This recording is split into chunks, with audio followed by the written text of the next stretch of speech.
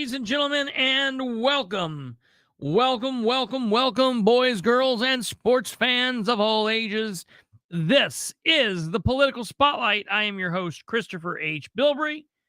You are you, and this is the 121st episode of this amazing broadcast. Welcome, ladies and gentlemen, to the 121st episode. W.T.F. There's so much going on, I can't even keep up with it all.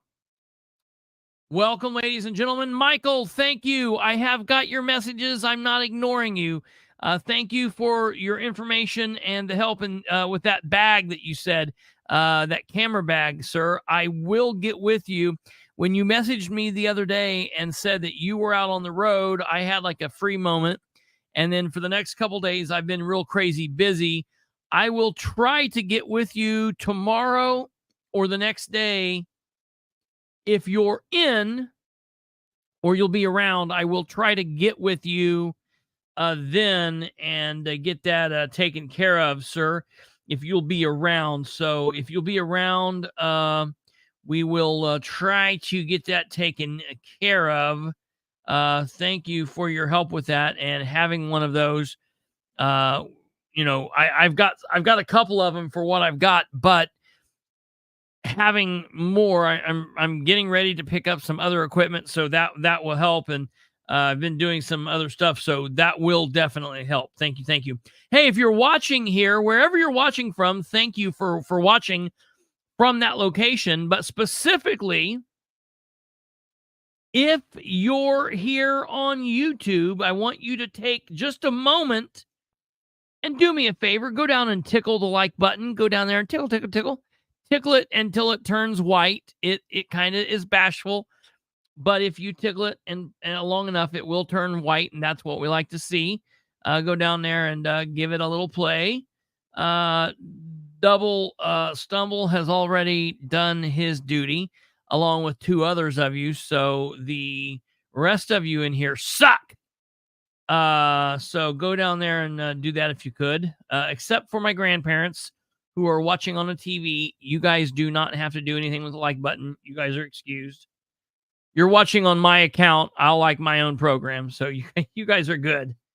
All right, so listen, folks. Literally, if one more thing would have happened today, I would have not came on tonight. I would have put up a thing saying, sorry for the inconvenience, but something came up and we don't have a show. And I would have taken my pants off. I would have laid in my underwear and I would have watched a program on Netflix or something. If one more thing would have happened today, it would have cracked me. It would have broken me. I'm just about broken right now. Driving, not drinking. Drinking and driving, not sober driving. What's happening? Did the doctor just say she's drinking and driving? She's heading down. Listen, I'm drinking. Yeah, it says that. Amen, brother. Listen, I'm drinking. Drinking, not driving. Driving, not drinking. Drinking and driving. Down 109, she is driving. She is, what's the license plates over in Madison County? I forgot. 48. Driving license plate 48 G George. I listened to somebody. I was talking on the phone with somebody today. So as a former police officer, the Phonic alphabet, you know, everybody knows what the Phonic alphabet is. If you've been in the military, it's different. It's different for military folks than it is for law enforcement. I hope they're not my underwear. Charlize. I keep missing some underwear. I don't know where my underwear is going to, so you very well could be. I don't know. I don't know what's happening. 1, 2, 3, 4, 5. But No, the phonic alphabet is different for random folks, and not random folks. It's phonetic, not phonic. Phonetic. Yeah, I always say that. Phonetic alphabet. You're driving Thornburg over here nuts. Right. Phonetic. Yeah. Well, and it's going to be worse here. No, pull back up. Because his is what's A? It's Adam. Alpha. Is it alpha? So it's Adam for cops. All right, so let's go through this. This will be kind of like volleyball. So A, Adam. B, Bravo. B is boy. Okay, so C, Charlie. Charlie. Okay, so Charlie's the same. D, David. Delta. Okay, yeah, I knew that. E, Edward. Echo. I knew Echo. F is Frank. Foxtrot. I knew that. A, B, C, D, E, F, G. G, George. Golf. Okay, I knew that. H, Henry. Hotel. I, Ida. India. L, Lincoln. Lima. H-I-J-K-L. M, Mary. Mike. N, Nora. November. O, Ocean. Oscar. P, Paul. Papa. Q-R-S-P-Q. Queen. Quebec. Robert. R, Robert. Romeo. S, Sam. Sierra.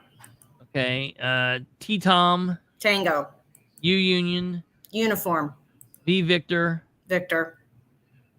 X, William. Or William. What? W. V, William. W, William. Whiskey. X, okay, it's whiskey. W, X. Where are we at? X. QRST.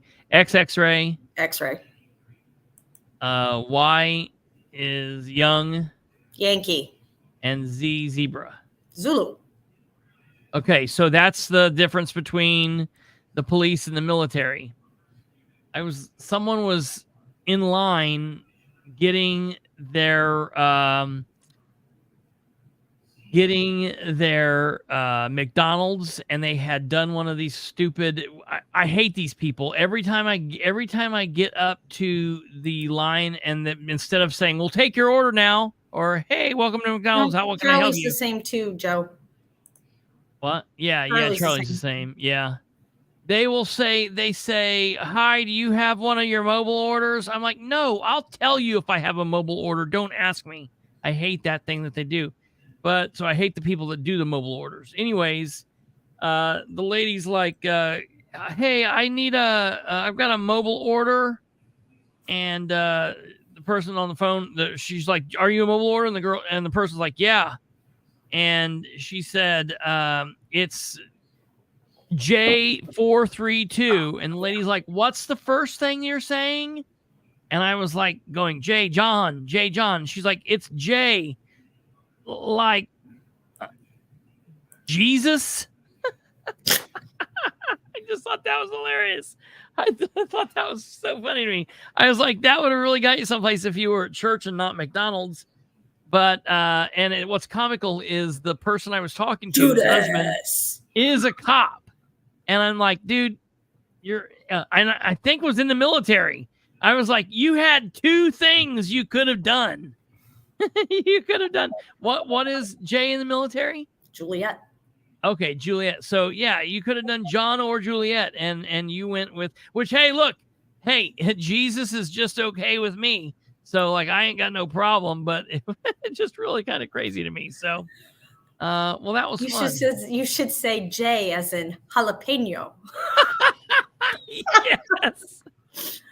Oh, that's the good. Rudster is on a roll today. Hey, he has been, and it started out with his voice messages this morning. Oh yeah. Did you wake up to some amazing voice messages from Brandon? Oh yes. I listened to them with my grandparents. Yeah, yes, he was. Oh, yes. It was magnificent. So, Are you done with me? yeah, we are done. Okay, good. We've got an amazingly crazy and jam-packed episode. Literally everything that I'm going to talk about in this episode could be one or two actual full-length episodes by itself. And we have like 4 or 5 things to talk about. So for tonight's thumbnail, I covered you, Brandon. We've got this. I put this hodgepodge together because all of these things are portions of what we're going to talk about. None of those people up there. It's interesting. I was going to say none of those people up there go together, except I was wrong. Every single one of those people go together. They are all peas of a pod. What is it that the Sproles and his sister say? They're birds of a feather. They're all worthless. Let's see. Yeah, every single one of these people up there are worthless. They all represent some horrible part of government that is broken and nasty and corrupt. Now, mind you, you don't have to be doing something illegal to be corrupt.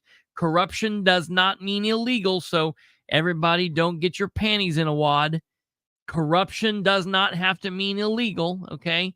So we've got JD, we've got Bob, we've got Mikhail, we've got Dan, we've got Ben, we've got the highlighter queen, and we've got the other Ben. Oh, I didn't notice we had 2 Bens. 2 Bens, shoulder to shoulder. That's how they like it. And I didn't notice that up there. That's interesting. So that's just 2. Yeah. Turds of a toilet. That's I can live with that. I haven't even got to the comment section. So, or if you're here commenting away, thank you. If you're watching this live, we are a very interactive show and we would love to interact with you. So I appreciate that. If you're watching on repeat, please comment in the comment section down below. If you're commenting live, comment in the live chat box. We would appreciate both of those. So today's Thursday, and straight out of the gate, we had a Muncie Redevelopment Commission meeting today, and I was unable to attend that because of a engagement that I had. Did that. Who's been on the far right? Can't see. That is, ladies and gentlemen, that is Mr. Ben Gale. He's the president of the Madison County Council. So the Madison County Council. So the president of the Delaware County Council is Jessica Piper right there in the middle. Her attorney is over her right shoulder. Over her left shoulder is Ben Gale, president of Madison County. Of course, there then past Ben Freeman is Dan Ridenour, mayor of Muncie. Mikhail Vaughn is down below between Bob and Dan. He is a at-large councilman. He just at large on the council in Madison County. Then you've got Bobby Boberson, Bobby McCoy, and then you've got that rat JD Prescott. You also have some Catherine. Who are you talking about, ma'am? Everybody up there wants everybody silenced. Everybody up here. JD wants people silenced. McCoy wants people silenced. Vaughn wants people silenced. Dan wants people silenced. Ben wants people silenced. Ben wants somebody silenced. Jessica wants somebody silenced. Everybody wants some silence. Then we've also got a a Star Press piece that's just absolutely flopping it up, messing up an announcement of a candidate on purpose, I think. We'll get to that here in a minute. Then we've got something from the IPR, Indiana Public Radio, talking about Muncie sells downtown. Muncie sells seashells by the seashore and a downtown property for single-family homes contingent on the YMCA remodel contract. And then in the middle, the bottom of the screen, we've got the half of there is your crisis center right there. No, that's just half of the crisis center there we've got, ladies and gentlemen. And so that's been coming down, and we've got a lot more to get through. So okay. Boy, oh boy, oh boy. I don't even know where I start with this. Hey, Kate, I sent you those 2 pictures, ma'am. The messenger. I think, did I? I thought maybe I sent them to myself. Nope, yep, I just sent them in the group. What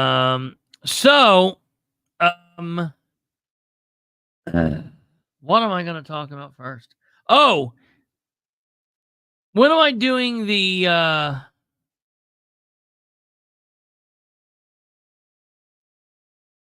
when are we doing the live? The live surprise. Well, it depends. Do you want to be? Last night was a pretty heavy show. We got a lot to talk about. Tonight's going to be a heavy show. We've got kind of. Niles is over here saying something. What is Niles saying? Do it now. Do it now. Do it now. Do it now. Do it live.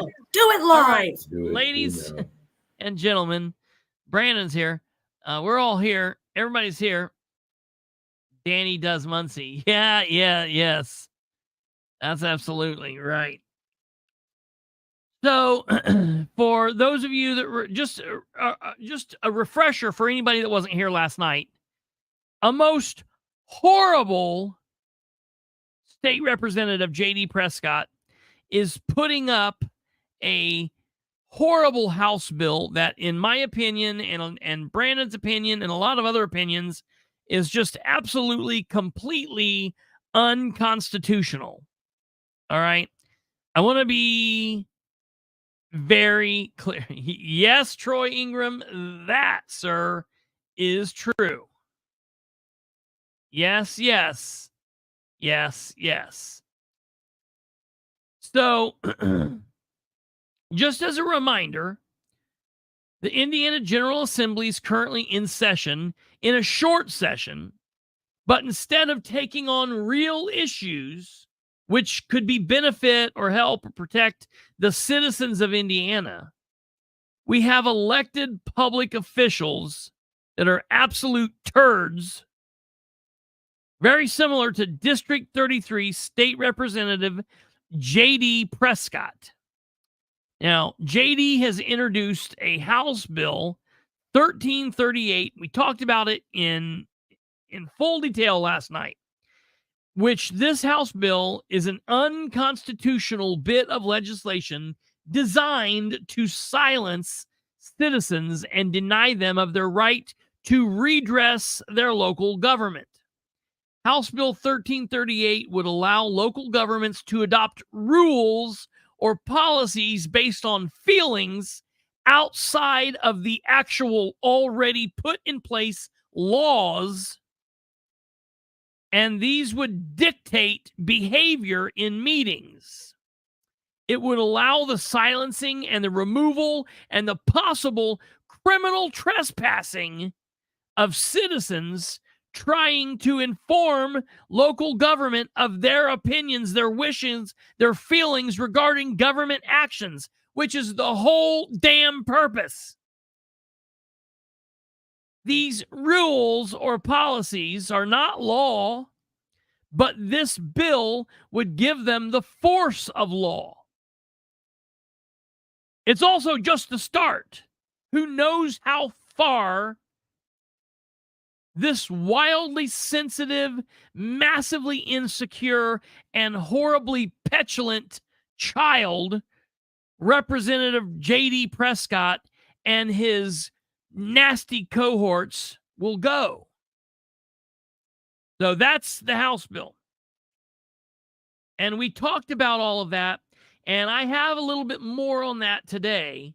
We're also going to be talking about, for all of the rest of you that want to know kind of where the show is going today, we're also going to be talking about how a local newspaper that claims to be hard-hitting and doing the God's work, apparently, the local Star Press, how they went out of their way to trash a candidate that's running for Delaware County Commissioner, a man who, like all of the rest of us, enjoys constitutional rights that all of the rest of us enjoy. But for some unknown reason, the Star Press is deciding that they're going to be, in one candidate's pocket over the next. And they say that I am non-journalistic. No shit, I'm not a journalist. But then we're going to be talking about Mayor Dan Ridenour. We're going to be talking about the Muncie Redevelopment Commission meeting today.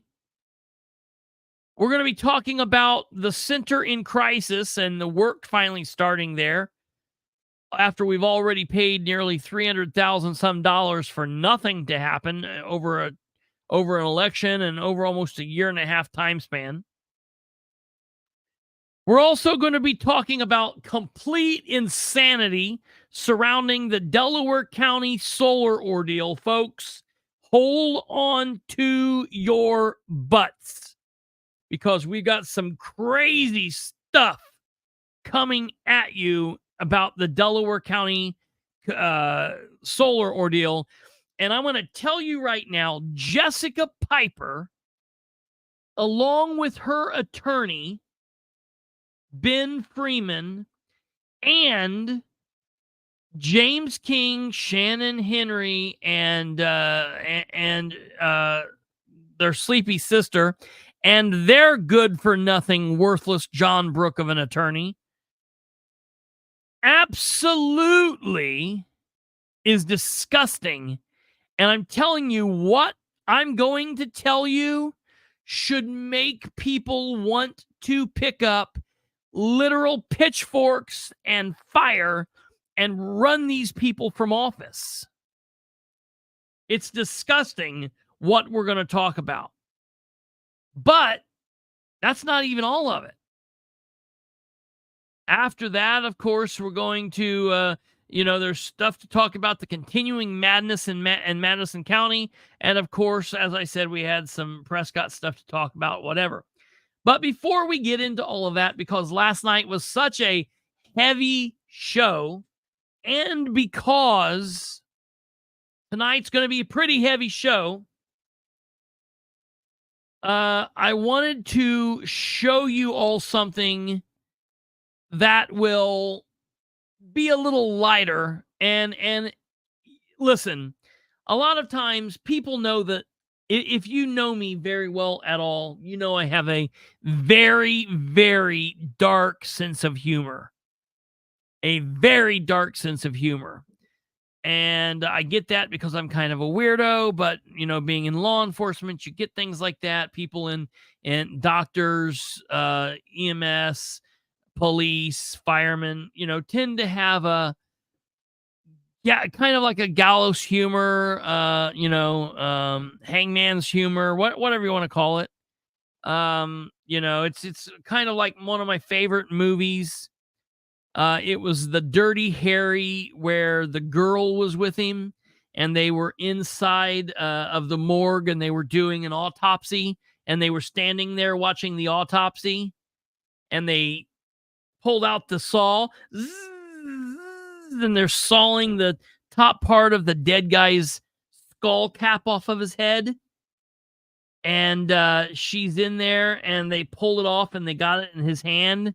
And he's like, there's some writing in there. And she was like, what? What's it say? And he says, eat at Luigi's. and she runs out and they're all laughing. It's just kind of like that, you know? So I'm very much like that. And I'm that way with death. I'm that way with bad stuff. I'm that way with, you got to laugh or you'll cry, all of that thing. So that's kind of where we're at with this. That's kind of what we're going to be looking at here. So obviously what we're dealing with and what we're talking about here is very serious, and I'm very mad about it, and you should be mad about it. We should all be mad about it. But if we didn't take a little bit of time to kind of take the piss out of it, we would all go mad, right? And so that's very important. So I'm going to share this with you. And I want you guys to all be aware. I'm going to give a little disclaimer. Hold on here just one second.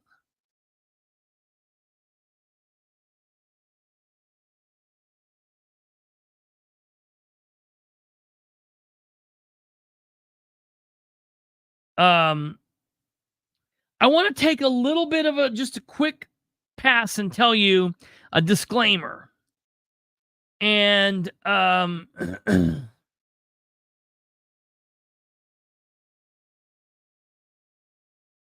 tell you about the internet adage. Some of you may know what I'm talking about.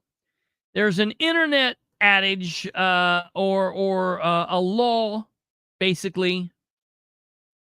Not like a legal law, but something that says, oops, somehow it was playing already. I don't start playing. And so there's this kind of mind stance point of thought called Godwin's law, and or Godwin's rule. And basically that is the theory that in an online discussion of anything, the longer that an online discussion grows, the probability of comparison to Nazis or Hitler just gets wildly bigger and bigger and bigger and bigger. And we know in politics that this happens all the time. Someone gets compared to being Hitler. Someone gets compared to being the Nazis, fascists. We hear this all the time. And it's a horrible situation, because obviously a lot of times we're talking about someone with thoughts and ideas, and, comparing someone to Hitler or to the atrocities that happened in the Holocaust, obviously that's not a good thing. But every now and then you do need to make a point. And I just want to let everybody know, obviously, nobody is making fun of the Holocaust, the horrible atrocities. It's more of just, it happened to be the right characters in the right context, dealing with the right subject. So just keep that in mind as you go along. And while you are watching this, understand that if you can't laugh about what you're watching, you're definitely in the wrong area. And if you don't like this and you're mad, toss off. All right. Here we go. This is going to be, it's going to be great. So I'm going to make it big and we'll go from there. Oops, wrong thing. Big. Here we go. All right. This is actual footage from some time before Hitler's suicide, or before he escaped down to Argentina or whatever he did. This is found footage from inside Hitler's bunker with all of his top men. Okay, here we go. Es ist dem Feind gelungen, die Front in breiter Formation zu durchbrechen. Im Süden hat der Gegner Zossen genommen und stößt auf Stahnsdorf vor. Der Feind operiert jetzt am nördlichen Stadtrand zwischen Frohnau und Pankow und im Osten ist der Feind bis zur Linie Lichtenberg-Marsdorf-Karlshorst gelangt. Mit dem Angriff Steiners wird das alles in Ordnung kommen.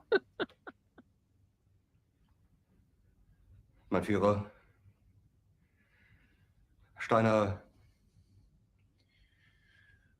konnte nicht genügend Kräfte für einen Angriff massieren. Der Angriff Steiner ist nicht erfolgt.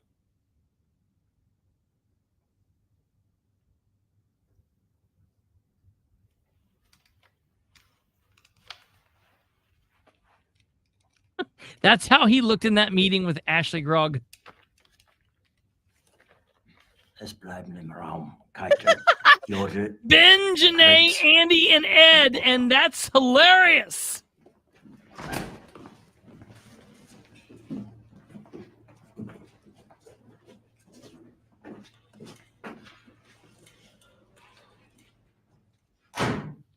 Das war ein Befehl! Der Angriff Steiners war ein Befehl! Wer schickt Sie? Dass Sie es wagen, Sie meinen Befehl zu widersetzen! Oh, weit ist das also gekommen. Das Militär hat mich belogen! Jeder hat mich belogen, sogar die SS! Die gesamte Generalität ist nichts weiter als ein Haufen niederträchtiger, treuloser Feiglinge! Mein Führer, ich kann nicht zulassen, dass die Soldaten, die für Sie verbringen... Nicht Feiglinge! Verreiter, Versager! Mein Führer, was Sie da sagen, ist ungeheuerlich. Die Generalität ist das Geschmeiß des deutschen Volkes!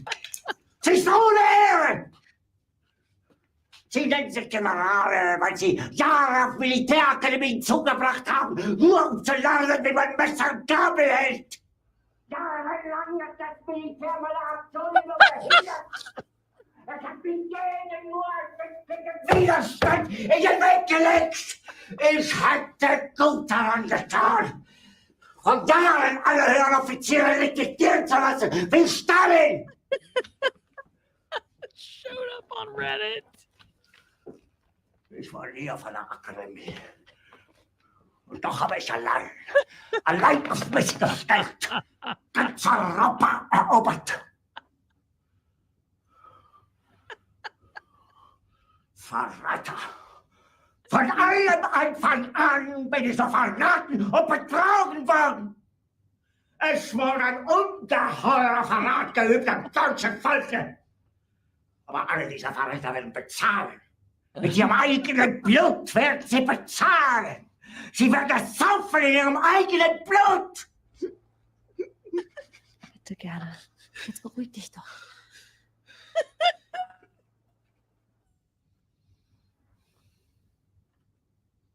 Meine Befehle sind in den Wind gesprochen. Es ist unmöglich, unter diesen Umständen zu führen.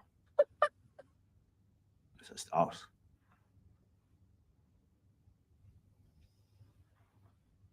Der Krieg ist verloren.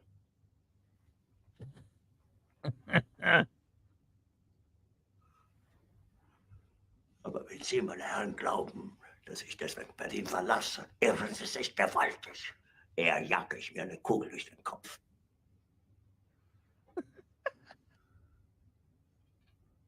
Tun Sie, was Sie wollen.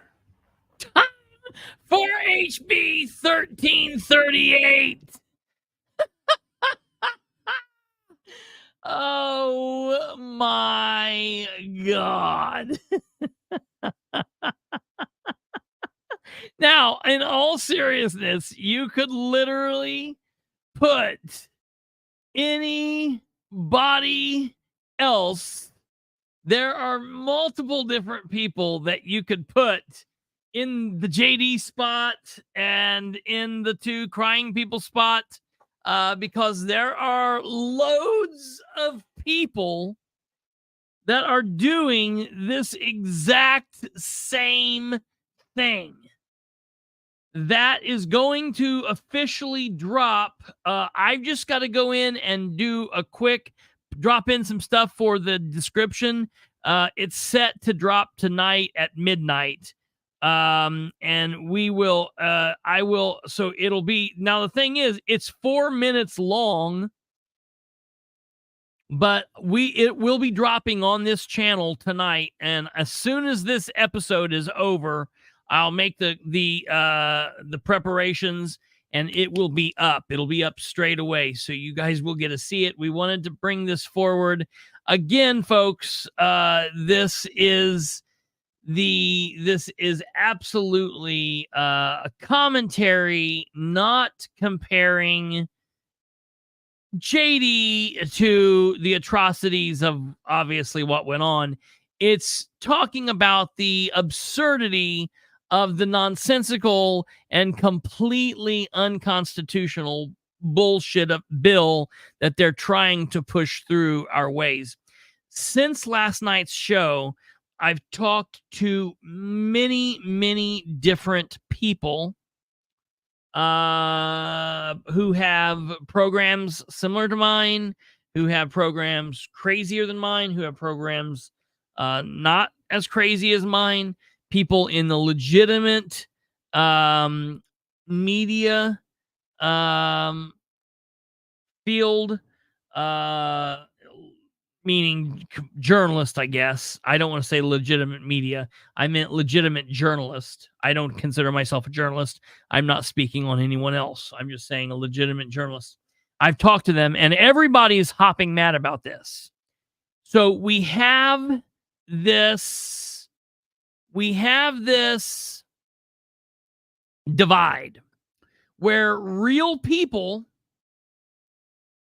are saying, whoa, this is not a good thing. This is not a good thing. And we have a line of people who feel like they are above the rest of society, as in Todd Houston and all of these, and JD Prescott and Scott Alexander and all of these folks who are going to do whatever they can to push this through and think that they're doing God's work. And in my opinion, that just is wrong, because I know that God gave me my right. So JD or anyone else, Todd Houston, the speaker, or the rest of them, I know cannot take those rights from me. So it's going to be an interesting fight, this. I am telling you, ladies and gentlemen, it is going to take all of us calling and emailing. We are in an election this year.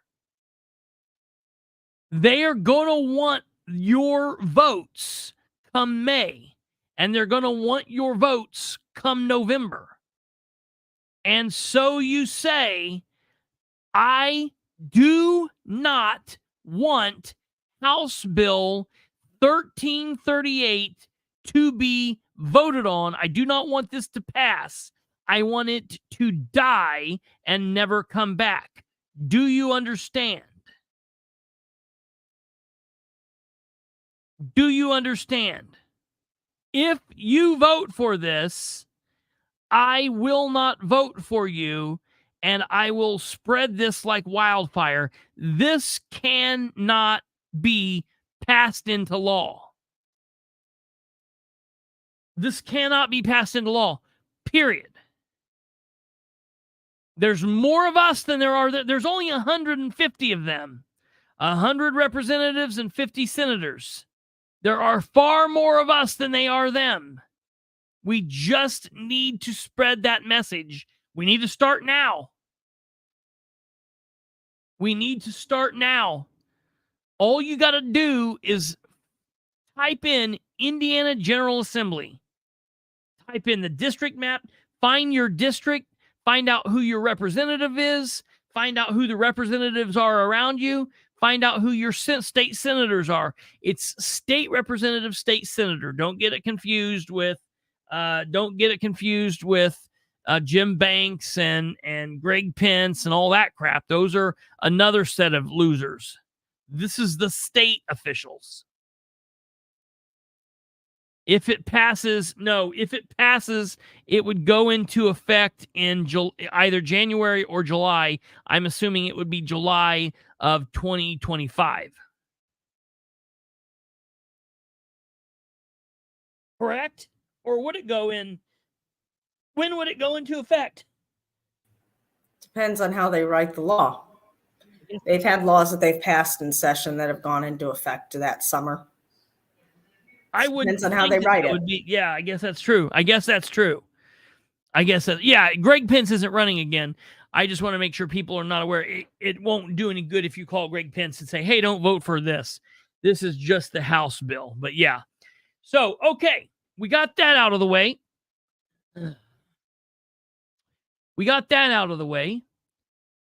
Now, ladies and gentlemen, I want to move on to Delaware County, and I want to talk about the Star Press, and I want to talk about a newspaper article. This is wild. Oh, Brandon, I messed up. Mike Pence's brother.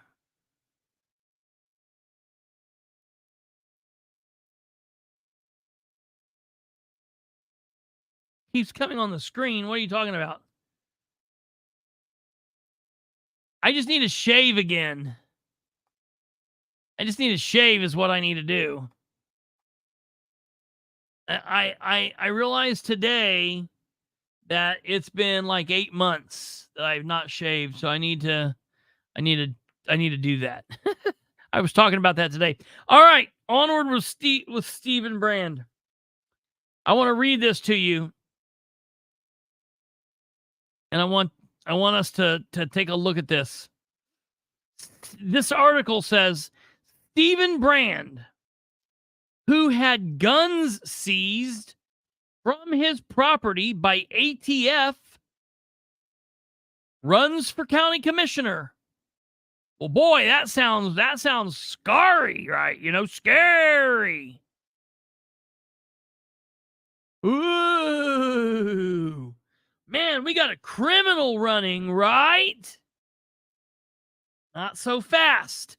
First and foremost,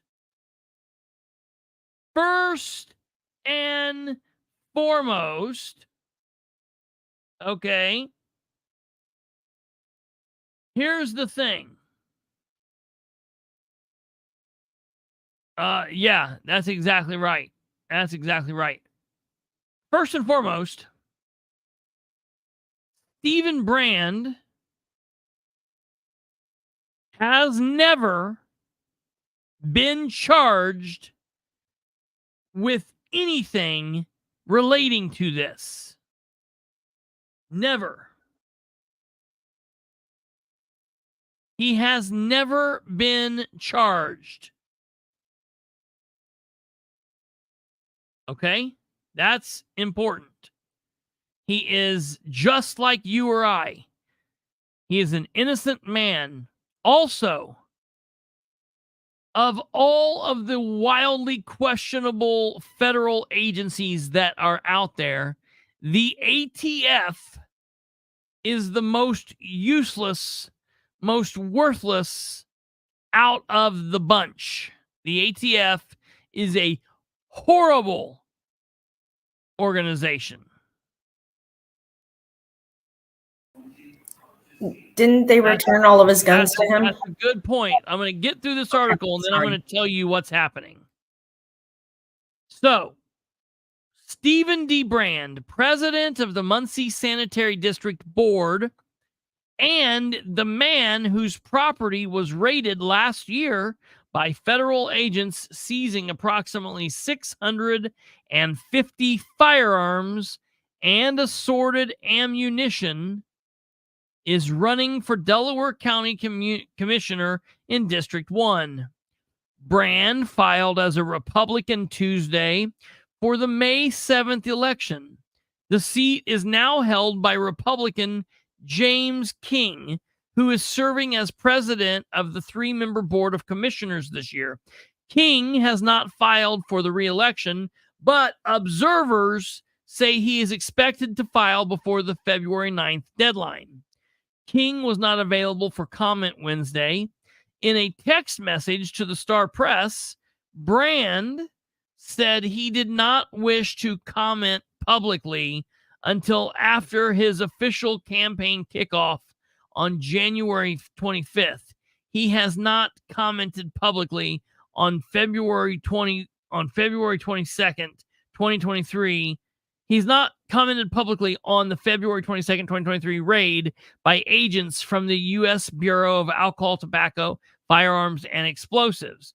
The ATF agents seized approximately 650 firearms and assorted ammunition from Brand's property along Delaware County Road 200 West, south of Muncie, according to documents filed by U.S. Attorney Zachary Myers' office. Okay, from this home here. Yes, with the flag that is hanging upside down. I get it. I understand. I get it. Not okay. All right, move along. People have that right. There's a lot going wrong in America today, folks. I get it. Okay. All right, let's move on and we'll come back and we'll hit all the high points. All right. According to a motion filed by federal prosecutors on August 15th, a search warrant leading to the February raid suggested there was probable cause to believe the guns seized were connected to violations of federal law concerning dealing in firearms without a license. But nearly a year later, Brand has not been charged with any crime in connection with the federal firearm seizure. He has, however, requested the return of his weapons. Myers' office has yet to formally seek a forfeiture of the firearms and ammunition, but has asked the court for 3 different extensions of time to determine what action to take regarding the case. The most recent was a 30-day delay granted in December. That extension expires this coming Saturday. Brand's campaign website touts that he went from being a temporary employee to plant superintendent at the old Chevrolet transmission division and former New Venture Gear. He said he has served in key roles at Magna, which has a plant in Muncie. Beyond my professional accomplishments, I am highly involved in church and co-chairing the Muncie Manufacturing Alliance, he noted. Brand's Facebook page says his campaign kickoff event will be from 5:30 p.m. to 7 p.m. on Thursday, January 25th at the Clubhouse at 115 South Walnut Street in Muncie. And then it goes on and says who's running for the Muncie Republican primary. Other candidates who have filed for the Republican primary include yada, yada, yada. Elizabeth Roway, who's running for re-election to Indiana House of Representatives District 35. She's somebody that needs to be called and told to stop and do not vote for District 33, JD Prescott's Wild Bill 1338. She needs to vote no. JD Prescott, who I placed 3 phone calls to today, and he did not answer a one of them. Gregory LeMasters, who's running for election against Prescott. He needs to be called and told if, that this is happening, and he needs to come out against this. Doug Mahor, who's running for judge in Delaware County Circuit Court 3. Bradley Polk, who's running for re-election to county treasurer. Tom Borchers, who's running for Delaware County surveyor. Jessica Piper, who's running for re-election to the Delaware County Council at large. And on these council people, you need to tell them that you're hearing about this House bill and you don't like it and you want to know what their thoughts are. You want them to promise and guarantee that if elected, they will never try to unceremoniously remove citizens, that they will never infringe upon the rights of citizens, that they will not participate in this nonsense that JD is dreaming up. Also, Eugene Whitehead, who's running for at-large council seat, and Nancy Perry, who's running for Yorktown Town Council District 2. Marta Rose Gwynn, who's running for Yorktown Town Council District 5, who's running for the Muncie Democratic primary. Candidates who filed for Democratic primary include John Bartlett, who's running for Indiana House Representatives District 33, Sue Arrington. Both of those people you need to call about JD's bill. Philip Gift, who's running for Indiana House of Representatives District 35, and Judge Dowling, who we hope someone's going to run against her, because this is horrible. So that's the end of the article. Now, forget all that other stuff, and let's come back to this. All right? I want to tell you guys a couple of very important key things about Stephen Brand and the raid on his place. It's not illegal to have guns. It is not illegal to have 650 guns. It is not illegal to have 6,050 guns. Reading the Second Amendment, I don't see a limit.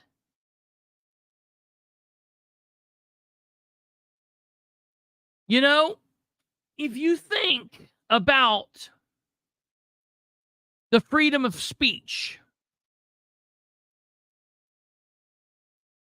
there are times in which there are limits on your First Amendment right. There are.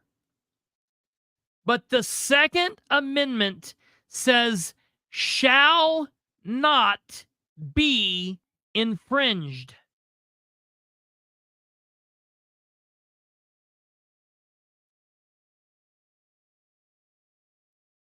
So, I want to be really clear.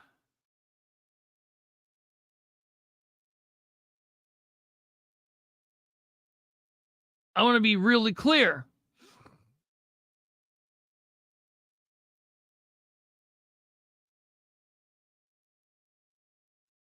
It is important that we understand that prosecutors all think very similar. And I have the unique position of not only having been a police officer, but having worked in the prosecutor's office under two different prosecutors. And I have unique friendships with several other current prosecutors. And I can tell you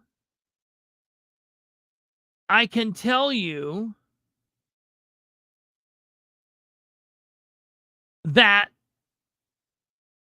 in a case where a gun is involved and the police take possession of a gun and it goes into evidence and the case is resolved, and let's say, for example, that two people are in a fight and you're a witness, and it looks as if the fight is going to get deadly. Okay? It's going to get deadly. And somebody pulls out a knife, and you, as the witness, pull out your gun, and you fire a shot because the person stabs the next person. You fire that shot. Now, you don't kill anybody. Say you wing him. You hit him in the arm. He goes to the hospital. He lives. They come. They take your gun. And it's put up in evidence. And you go through all of this. And and you're found not guilty, you're never charged, your gun is still in evidence.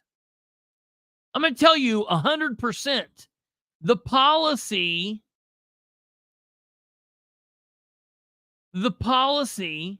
under two different prosecutors in Delaware County was, we don't give guns back, period. We do not give guns back. Now, there were times that they had to, because if you're a good guy and there's nothing wrong, but it was a long, arduous fight. They wanted to melt guns down even if it wasn't part of a crime. So specifically, when a gun is involved in a crime and there is a criminal prosecution, that gun is not going back. That gun is being melted down. It is being melted down, period. The federal government has given Mr. Brand back 75% of the guns taken. They have given him back 75% of the guns taken.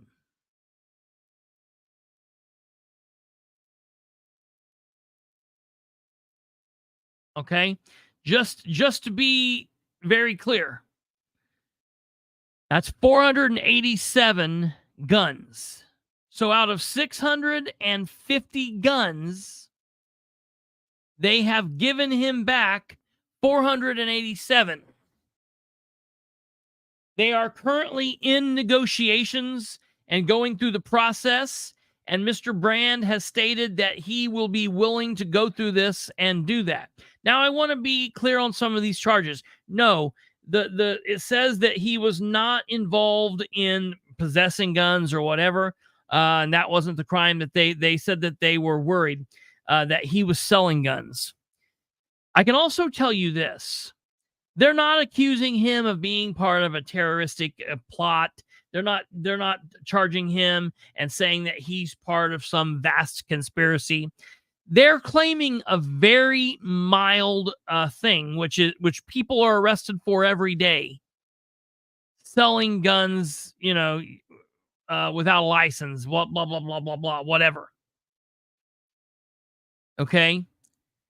Those are easy charges. Those are not cases in which they need a year to charge. They definitely don't need a year and 4 different extensions. Very, very large and big and important Second Amendment rights attorneys have weighed in on this. And I've even, since this afternoon, since this happened, had the privilege of speaking to one. And it's very interesting, because what was said was that the ATF, federal government in general, if they want you, they're going to get you. If they want you, they're going to get you. That there's something that they can get you on. And they've had his shit for this long, and they've not been able to get him. I'm telling you, if he was doing what they said, they would not still be investigating this. They would have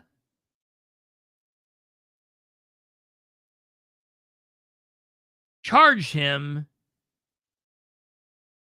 already.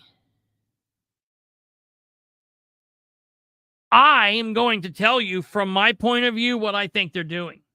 I'm going to tell you right now, because I've been through federal lawsuits and I have experience in law enforcement. And I'm going to tell you, to this point, I have not talked to Stephen Brand. I'm going to reach out. I'm going to ask him for an interview. I'm going to ask him to come on. I'm going to ask him to talk. Obviously, there's very little he'll be able to say about this because he's going through the process. Absolutely, Ryan. Amen. Absolutely. That sounds like a good goal to work to. By the way, I will take a break in this point real quick to tell you I am connected to some friends from Trigger Outdoor Sports and Guns. And if you're interested in any outdoor sports and fun activities, you might look at one of those three. You might want to look at one of those three spots. Now back to this bizarre case here. Well, number one, they are not going to drain him of resources specifically. And I believe, and I don't know that this is 100% correct, but I believe that at least one or two of the attorneys are either working on some kind of contingency or doing this pro bono. They believe in the cause that much. I might be wrong on that. I'll have to find out, but I just have a belief in that.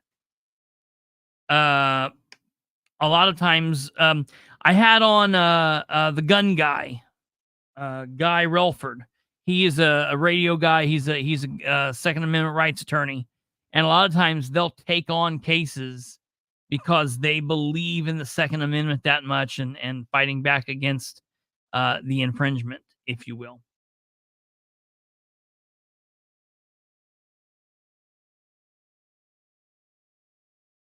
I'm going to tell you what they're doing.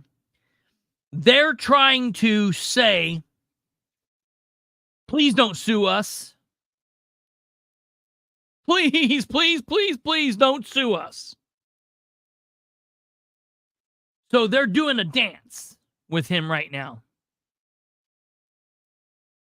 where they are trying to what is this? And if you mention TPL, if you mention the political spotlight, what was that? Outdoor will give you a great deal. Niles will give you a smile. See Niles for the smiles. To be fair, Diane is slightly biased towards Niles. Yeah, well, yeah, right. I mean, yeah. She did go there and got a new husband. So yeah, right. Yeah, I even heard you can get new spouses at Trigger. That's amazing. Come to Trigger for all of your spouse's needs. That's hilarious.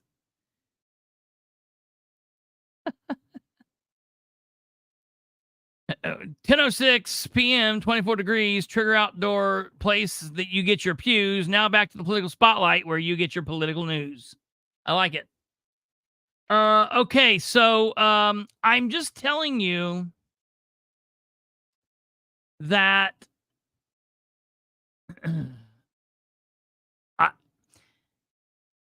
Stephen Brand is going to walk away from this situation without a criminal charge. He is going to walk away from this situation without having ever been in front of a judge for the possibility of losing freedom or losing value from cash. And that's horrible because right now,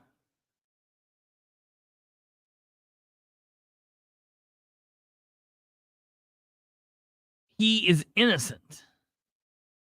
So this newspaper article is rather disgusting.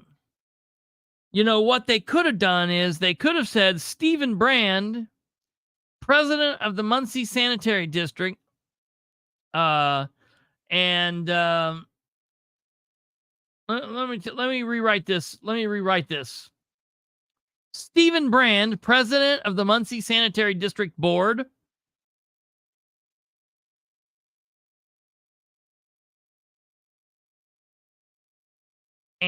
and co-chair of the Muncie Manufacturing Alliance, has filed to run for county commissioner. And then they could have done this great big article. And then right down here in a small little 2-sentence paragraph, they could have said, oh, and by the way, Mr. Brand was put out beyond the measure by the federal government.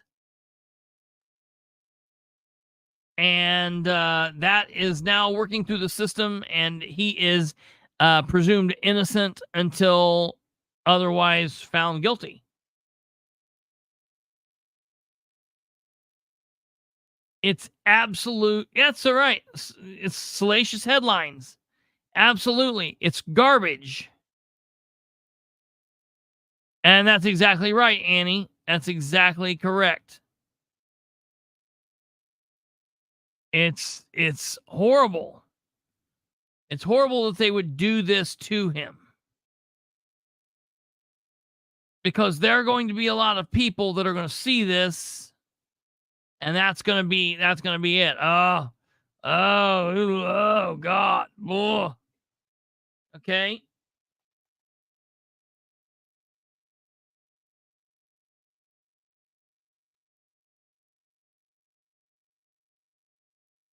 I want to show you just briefly what we're dealing with here. The other thing that I think is very interesting is if you go to the Star Press and you look at the picture that they run. Look, they've got him back when he had a great big long beard. I think it's interesting that that's what they chose to do. I mean, I feel like they purposefully. I mean, tell me.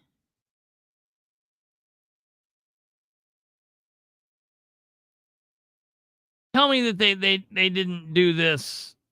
They didn't do some kind of misjustice here. Oh, yeah. Philip, that's exactly right.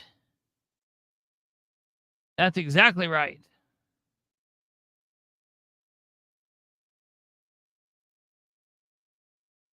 I don't have a problem with him leading with the gun ATF info, as long as in the same paragraph they include he's never been charged and received 75% of his guns back. Yeah, right. I didn't even see anywhere.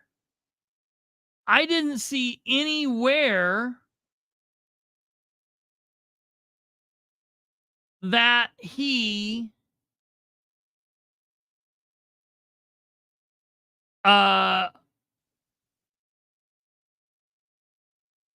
don't see anywhere that they even mention the fact that his guns are coming back, or whatever. I don't see anywhere that they mention that whatsoever.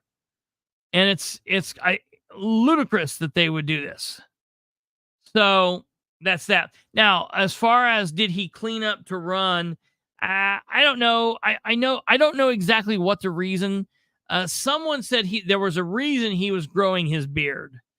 There was a specific reason that he was growing his beard, like for a cause or something, or for some reason.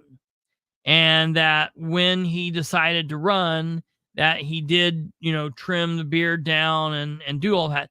But hey, that's a normal step for anybody.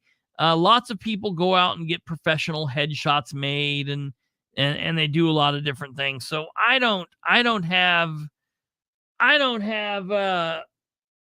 a problem with that whatsoever. I don't have a problem with that. Let me see here.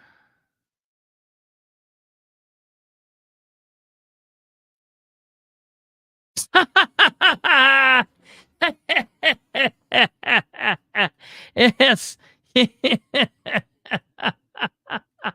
it's no different.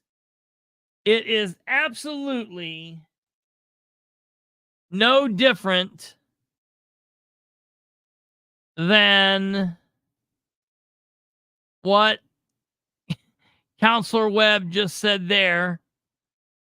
And I just for fairness and to make sure that we're showing all sides of this.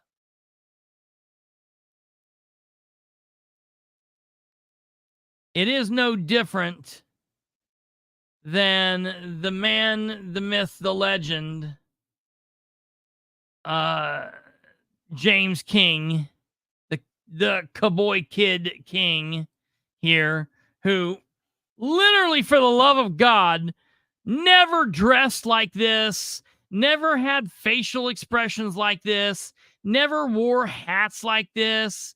Like, I start calling him the Cowboy Kid, and he's like, oh, by God, I'm going to live up to it. I'm going to get me a belt buckle I can put my thumbs in and everything. Yeehaw! I'm going to get me a hat. It's going to look pretty on my head. Next cowboy meeting, commissioners meeting we have, I guarantee you're going to be able to hear him coming down the hall, clank, clank, the spurs, everything. I just want to let him know, hey, do not wear the chaps assless, King. Please. No assless chaps. I'm worried that King is cutting himself in half with that belt.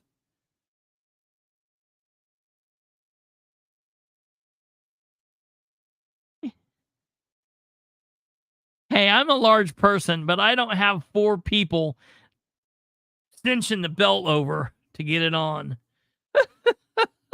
God almighty. Jesus. Oh, God. Good Lord. Enough of that. I can't look at him anymore. So, yeah, that's interesting. And for the record, I've already heard King has been running his mouth. King has been calling this the election between the cop and the criminal. That's what he's calling it. He's saying that this here is an election between a cop and a criminal. Would be slander. Yeah, absolutely. Absolutely. So, again, I don't know if he means, I don't know if King means a cop and a criminal and brand. I don't know. I'm just trying to determine, you know what I mean? But it is what it is. And politics is on fire here in Delaware County, and it's only going to get more. And the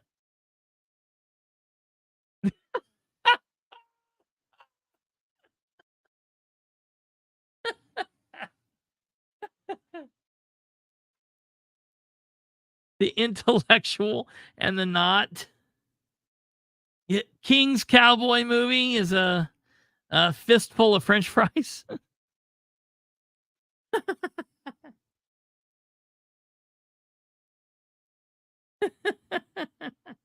Oh, God. Oh, hold on. It's King. King is in an all-you-can-eat spaghetti western.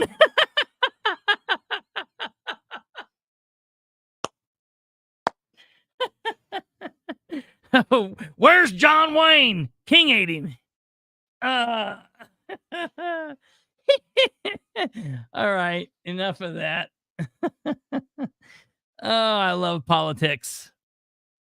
Okay, so moving on from there, let me see what we're up against now here. Let me see what's the next thing we are going to.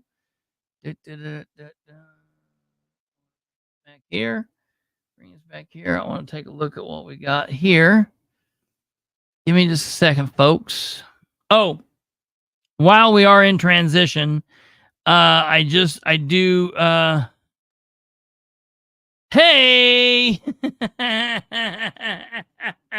Brandon says, do you want to know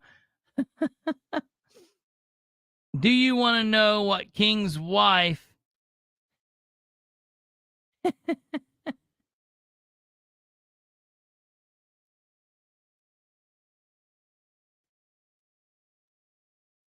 you know what King's wife and hat both have in common?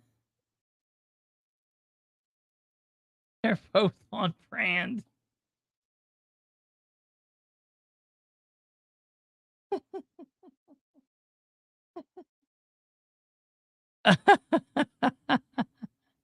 Oh God.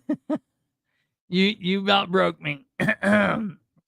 All right, moving on.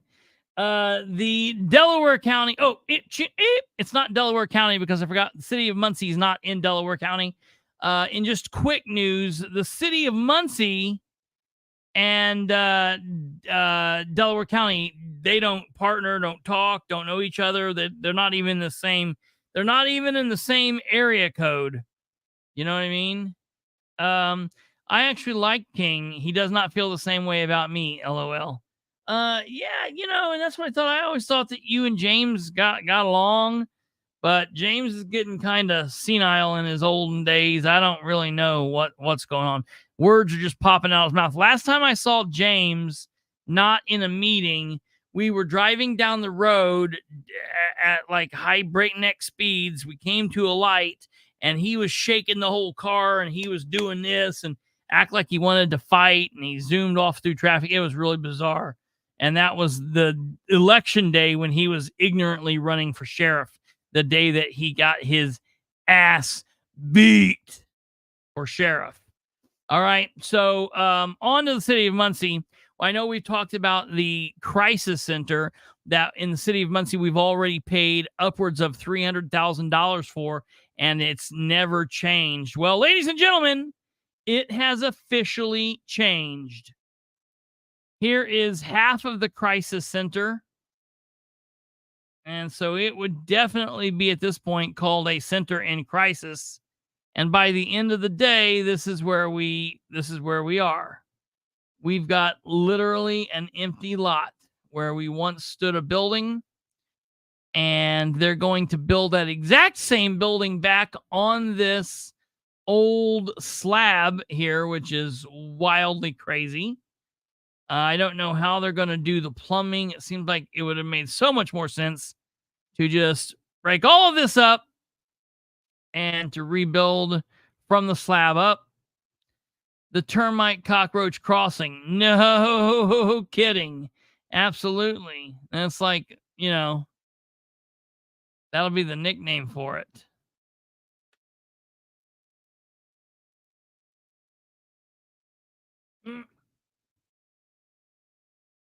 One day they will write history books about the Great Cold War between the city of Muncie and Delaware County. They absolutely refuse to collaborate and work together for common goals. I tell you, Ryan, it's sad, and I honestly have no clue why they're all so ignorant with that. For the question on how much the 1 day of work costs, I don't look at it that way. I say up to this point, all of this shit combined has cost us $300,000. Now, that 1 day of work also, along with the rebuilding, is going to cost an additional $680,000. So if you put $680,000 and you add it to $300,000, well, my friend, you're very damn near close to $1 million for this campaign promise of Ridenour's from last year. Well, don't forget, you're going to have to add into that figure too. That's just for the building. Yeah. Remember, up to this point, we've been paying IU. Yeah. For planning out the program. Those costs aren't going to stop just because. Yeah. I mean, no, they obviously didn't stop because they've been doing it this whole time. So we're going to have all those additional costs as well. And isn't that like $11,000 a month? Well, yeah. And the thing is, it could be even more than that. I don't know. It could be great. It looks like a great lot for a new solar farm. That's hilarious. That's absolutely hilarious. Now Webb is working on getting himself blocked tonight. It's fine. Who is? Webb. That is a really good place. It'll be 1 block from the new solar farm.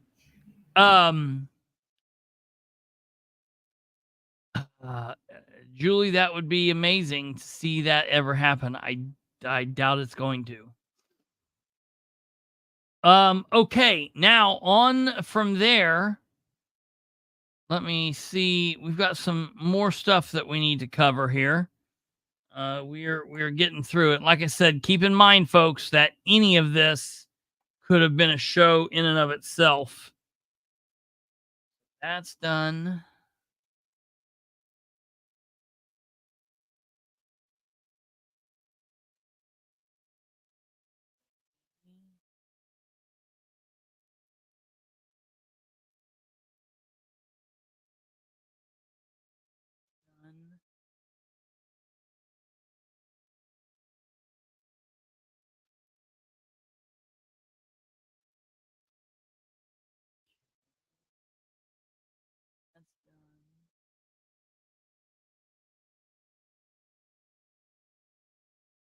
Okay, so all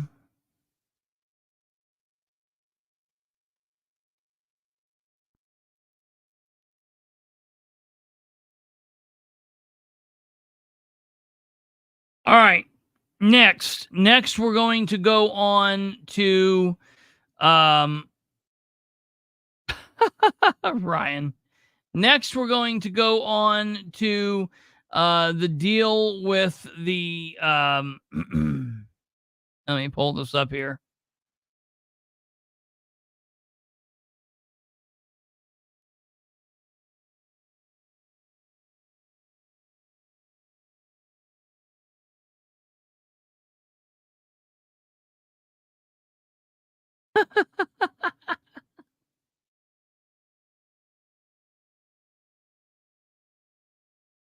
Let's see here. Let me pull this up.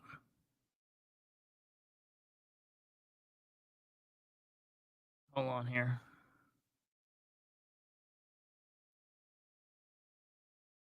Okay.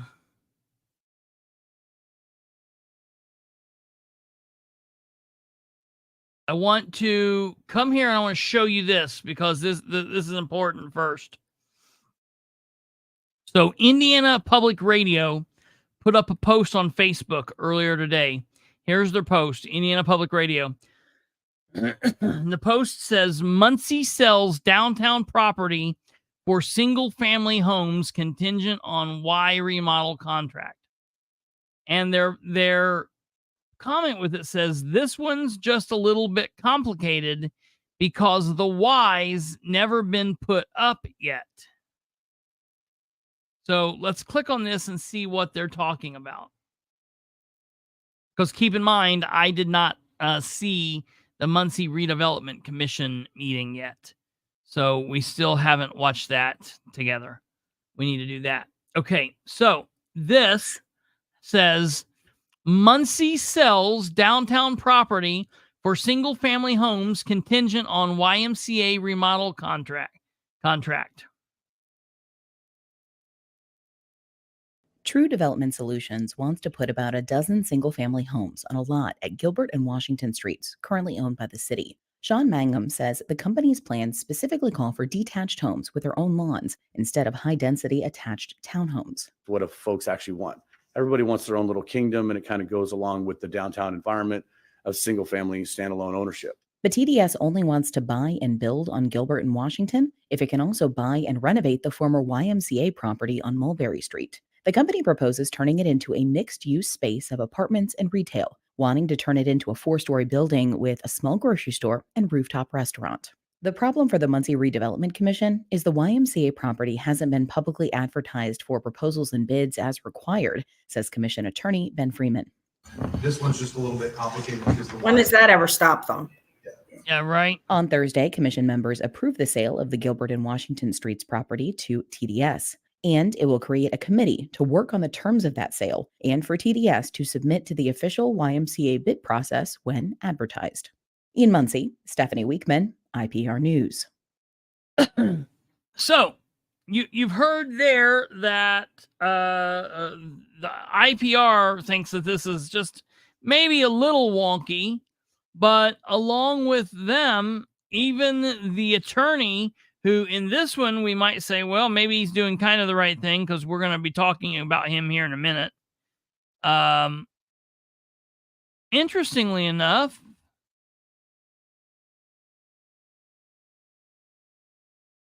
is the Muncie Board of Works not up?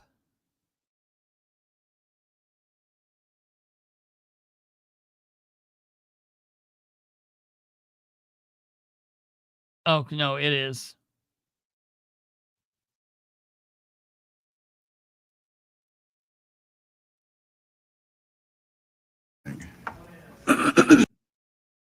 A financial update of where we are. So we have a number of funds that are geared towards specific areas.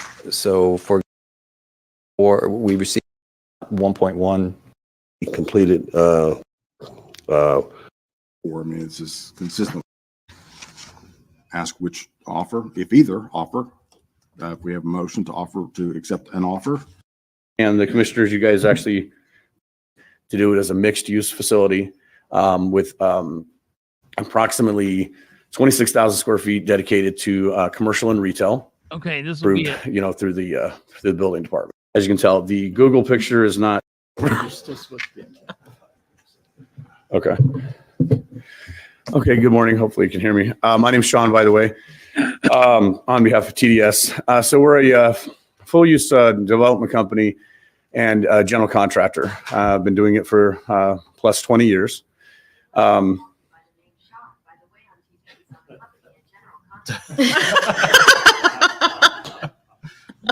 morning.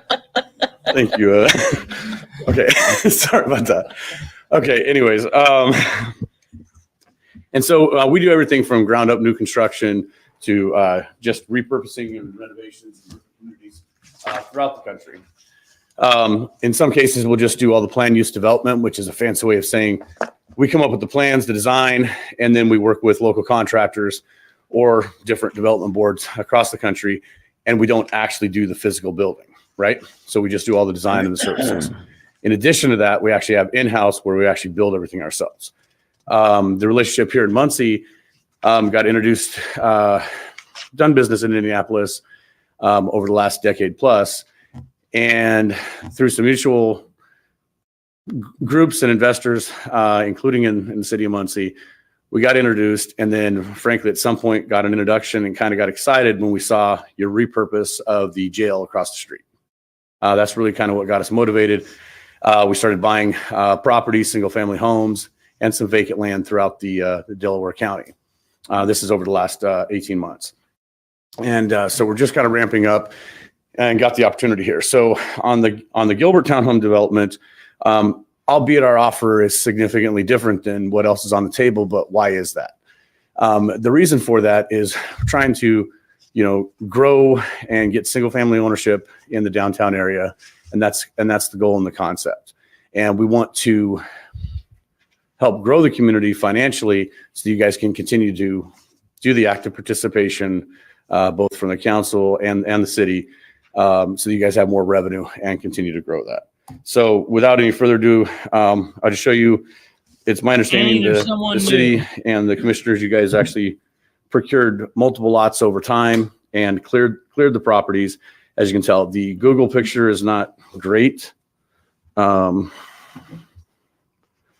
it shows the green belt that was built. I think that's from the Public Works Department on the backside, I think for drainage. And so that's just kind of a Google Earth picture. So this is an older picture, so it's not current.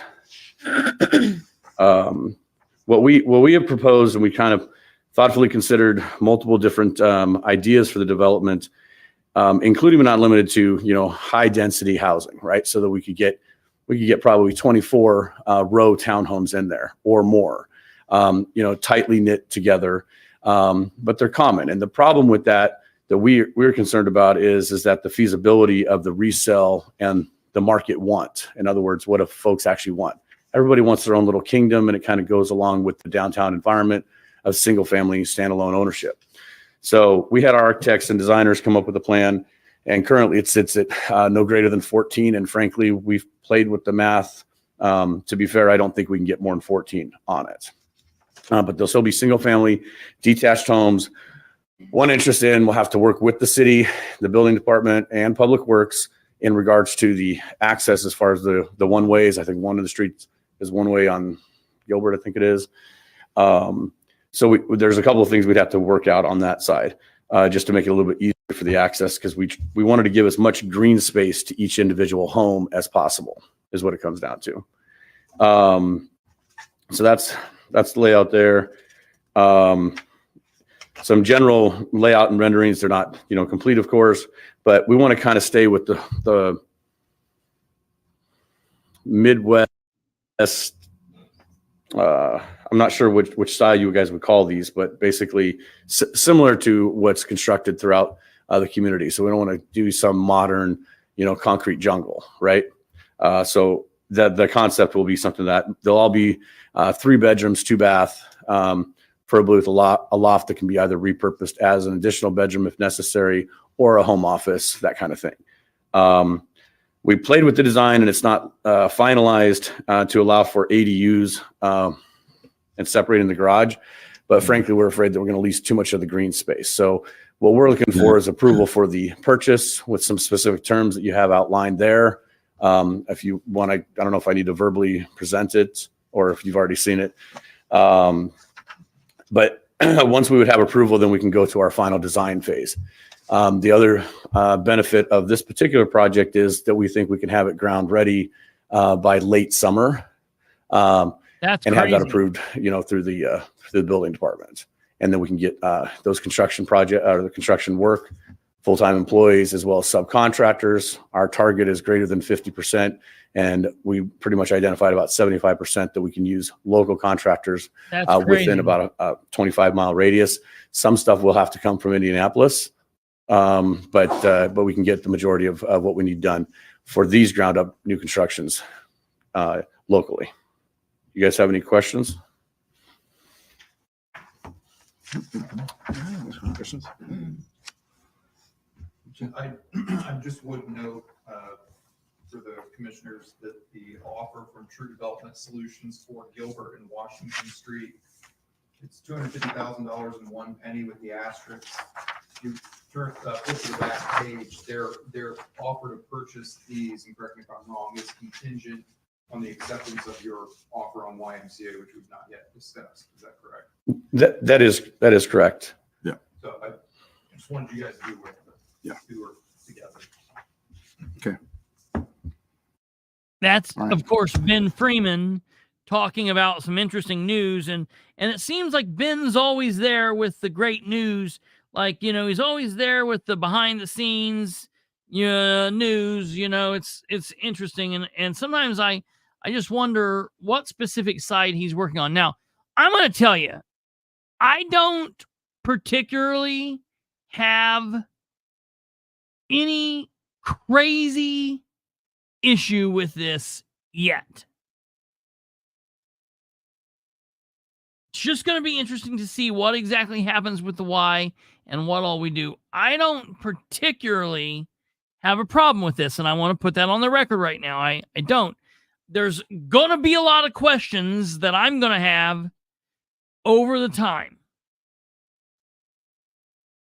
there's going to be a lot of questions that are going to come before the council. There's going to be a lot of questions that come before the mayor, and everybody else in the play.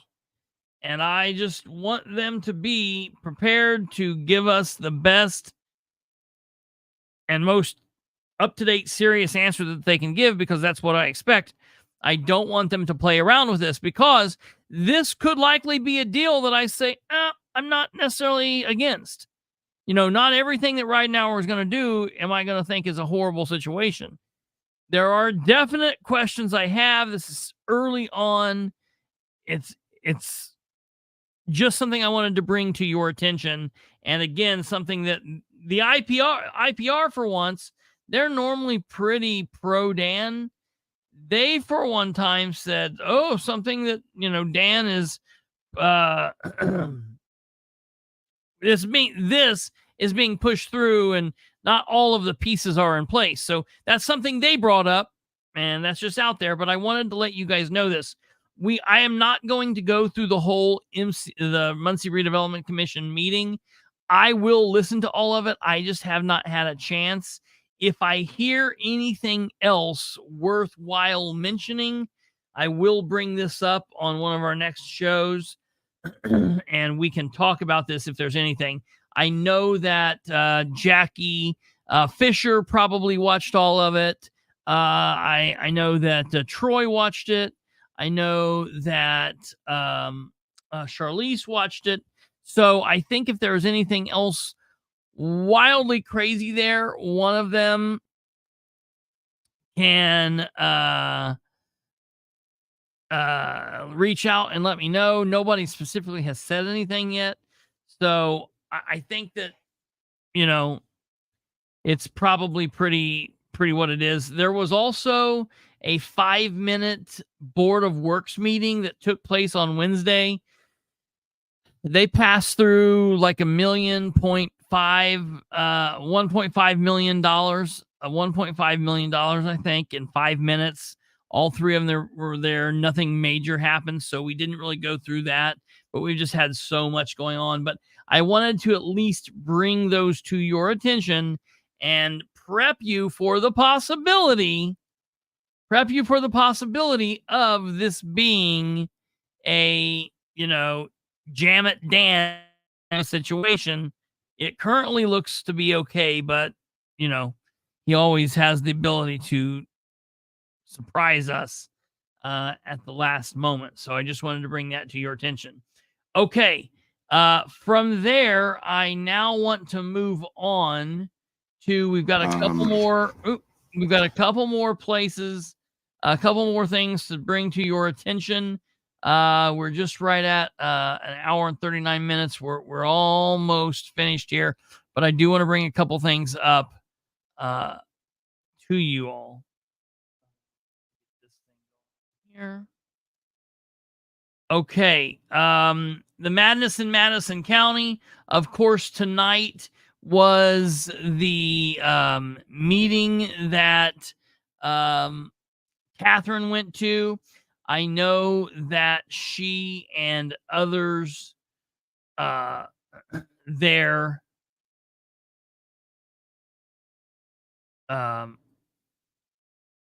were recording that or live streaming. In all fairness, I have not had a chance to watch that, to watch it all. I know that let me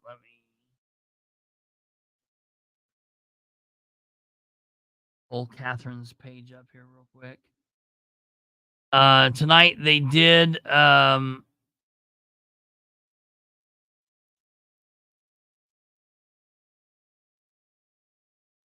okay. The tea party was tonight at 6:30. Let's see.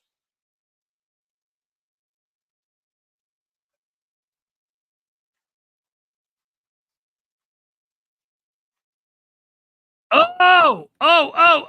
All right. We're going to play this because this is big. Here we go. Listen to this. This is Catherine be in a boss mode. Let's listen to listen to Everybody who knows me in this county knows I do a lot of the Facebook Live, and I'm getting a lot of feedback off of that, and I'm being asked. They would all like to know, you're running up there in the North District, how do you feel about House Bill 1338? You've watched time and time again, the council has silenced us as a public. The commissioners have silenced us as a public. As I was chief deputy in this county, I was silenced to speak on behalf of the people who have passed. We do not have a more. We do not have a voice anymore.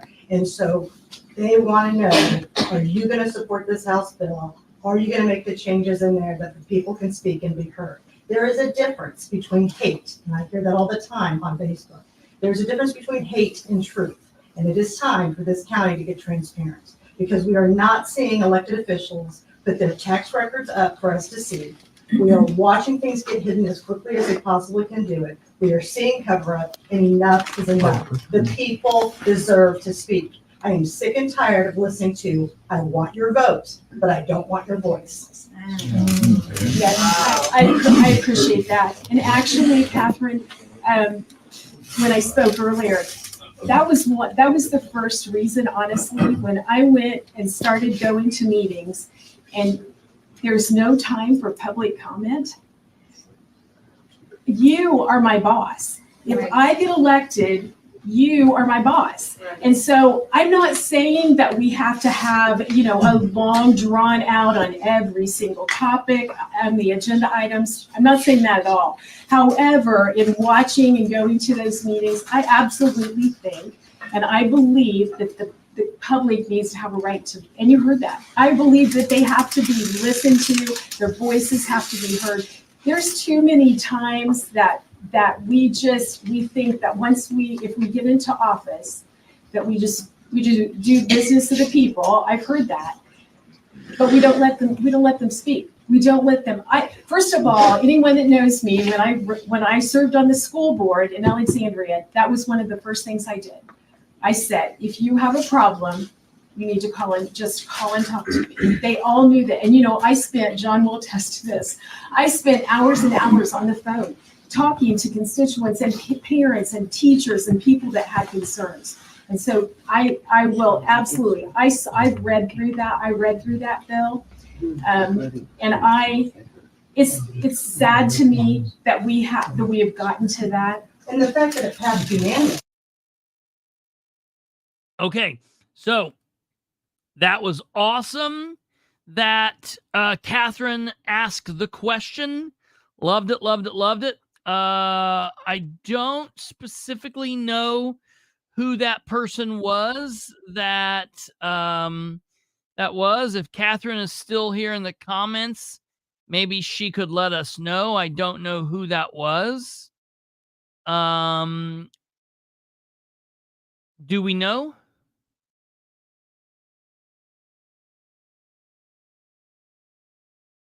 Maybe she's not here.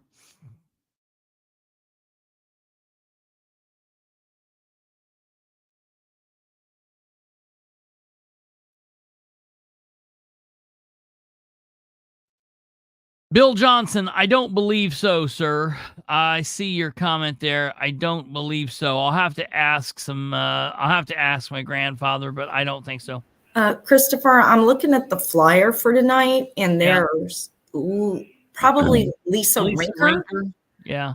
For county commissioner there in Madison County. I would guess that's who it is, because I know that's not Susan Crouch. Okay, well, yeah, no. Crouch or whatever the hell her name is. Crouch. Yeah. And I don't know if Jamie Ridenour is a female or a male. Could die either. It's Lisa. They're telling us it's Lisa. Okay. Sorry, I'm not on screen. No, you're fine. I want people to know what you heard. I'm going to play that again. I want to play that again, just Catherine's part, because what she said is exactly what needs to be asked of the state representatives and state senators. And that's listen to what Catherine said again. I'm going to play it again because it's very important. In the North District, how do you feel about everybody who knows me in this county knows I do a lot of the Facebook Live, and I'm getting a lot of feedback off of that, and I'm being asked. They would all like to know, you're running up there in the North District, how do you feel about House Bill 1338? You've watched time and time again, the council has silenced us as a public.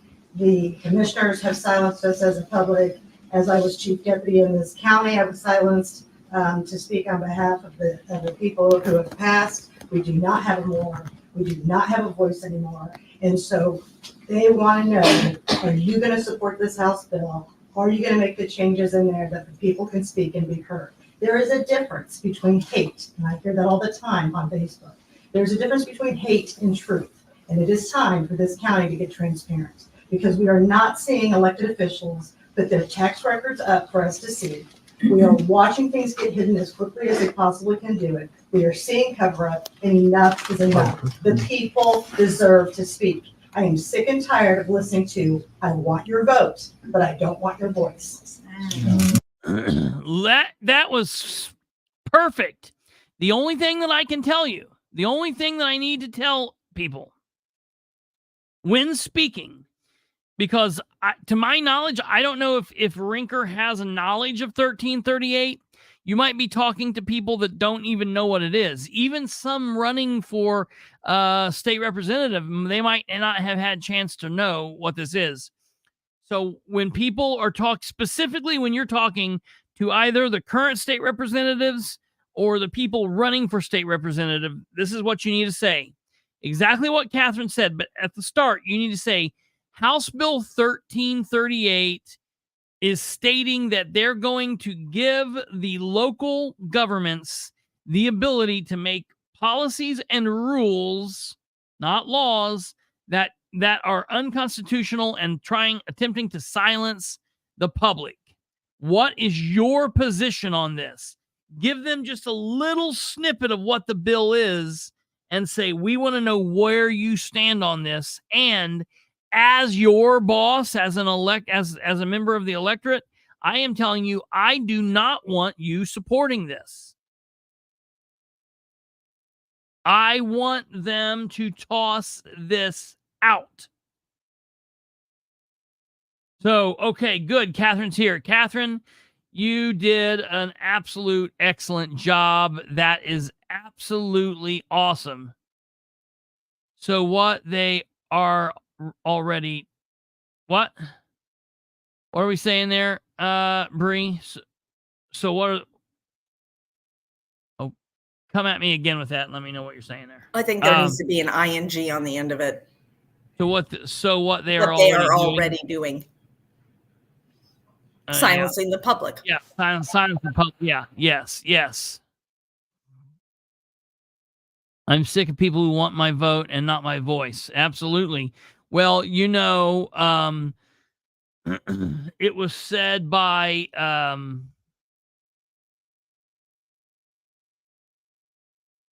Wayne Scaife said it. If you're not going to come to our neighborhood to help, if or when we have a problem, then don't come here asking for our vote. If you can come around here every 2 or 4 years, 2 years if we're talking state representative, you can come here every 2 years asking for our vote and singing the same damn song, the same thing, day in and day out every 2 years, but yet you don't want to hear my voice when this is done? To hell with that. Absolutely. Absolutely. So,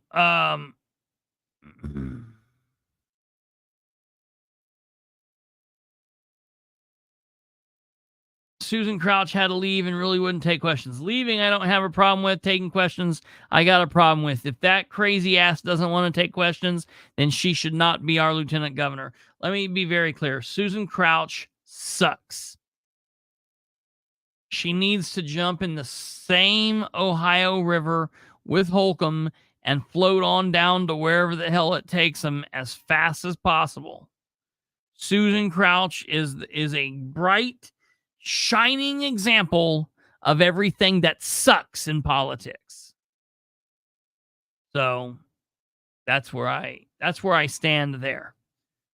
So Madison County had some craziness going on. They had this thing. I'll have to watch this. Catherine can give me a rundown on everything. We can fill you guys in on that on the next show. There was also a meeting in Lapel. I'm hearing that that meeting was as crazy as always, and everything that always goes on there is just, that they're constantly crazy and do crazy things there, and it's constantly a joke. They are who they are. They do what they do, and they need to be voted out and not given another chance. The problem is we just came through the municipal election, so they're going to be there for a while, unfortunately, and that sucks. It really is. It really is no good. Okay. Briefly, let me tell you here what we've got going on, and then I'm going to get to our last thing of the night. And this is a big deal. And so I'm going to probably have to cut this and put this out as its own thing for people who've left, because I want to get to this. And this is big for people. Let's see, we've got this done. What's going on in Madison County?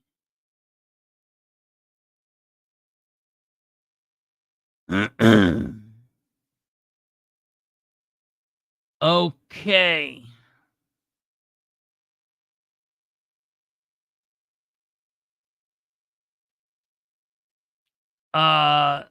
I've already talked about the crazy bull crap surrounding JD's 1338.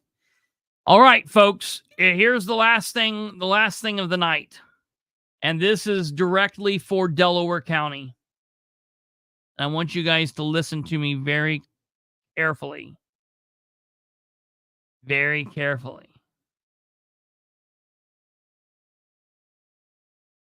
Next Tuesday, we have a Delaware County Council meeting at 9 a.m. I will be there. We will be live streaming that meeting to this channel because it's going to be very big. I'm telling you, I've got this sneaking suspicion that the tax abatement deal for the Solar Ordeal is going to be fireworks. Back on, let me tell you when it was.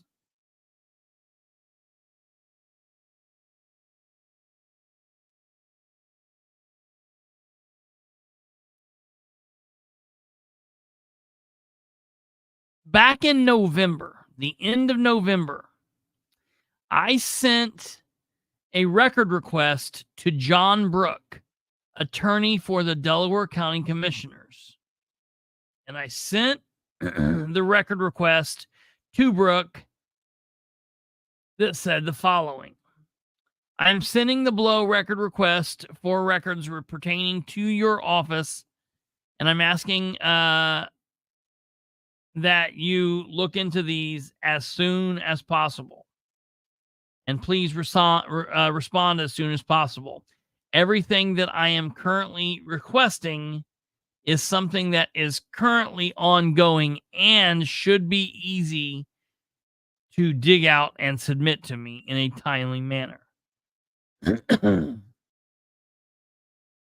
I am requesting all records pertaining to action being taken by the Delaware County Commissioners and Delaware County Council, along with any and all other county bodies, boards, or commissions, as it pertains to the solar ordinance and the solar deal happening in Delaware County currently.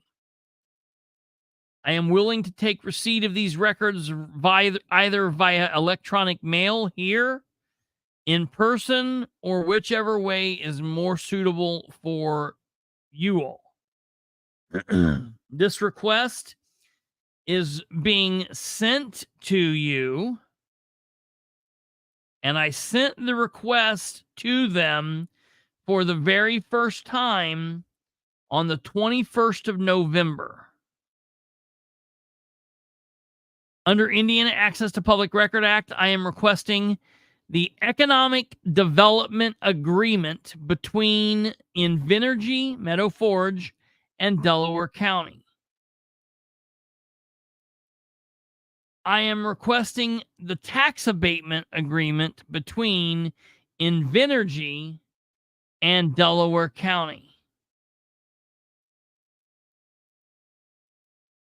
I am asking for all meeting minutes and or notes taken during the Economic Redevelopment Committee meeting where Invenergy, Meadow Forge explained themselves to the committee and asked for a working relationship and or a tax abatement. I would also like, if it is a different meeting, the minutes in which the vote was taken before it went to the county council for tax abatement.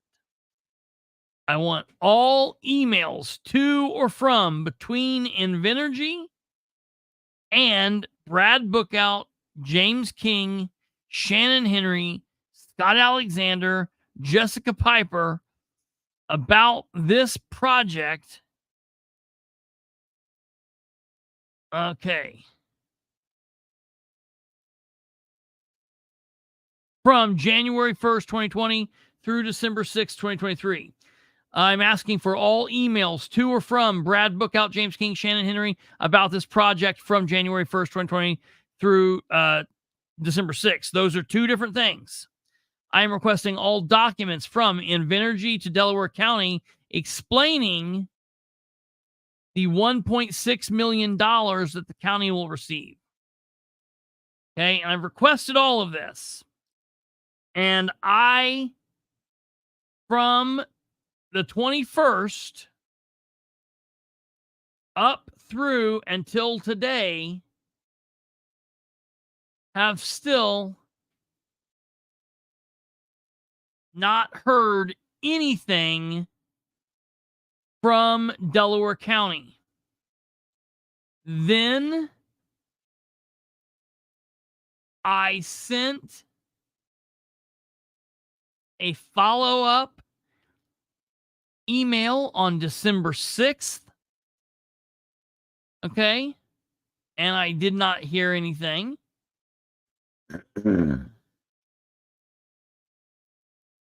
I said, I am again reaching out to you. Reference this request. Can you please touch base with me on it?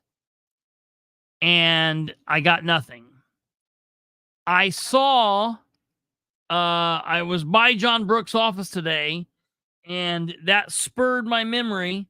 So I have since sent another email to Mr. Brooks' office today. If I do not hear from John or someone in his staff, I do not hear something by tomorrow, I am going to go to the office of John Brook and I'm going to ask for it in person. And the reason they are blowing me off about this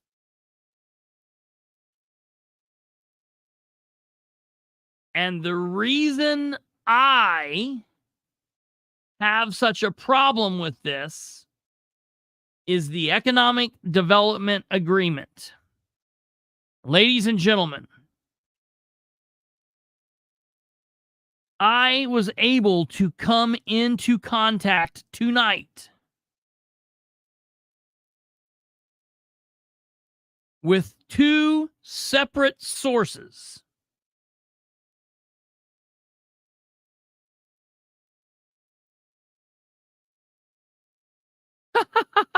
Hopefully you're not requesting any handwritten notes from council meetings, because all I have are stick figure doodles of local leftists who show up at meetings demanding my resignation. You have how many stacks of those, Ryan? I might need to request those. Ryan, and maybe you can or can't comment on this, and you don't have to. But I want you to know what I found. And this is breaking news. I should have led with this, but I will put this out as its own video. Maybe I'll lead Sunday with this.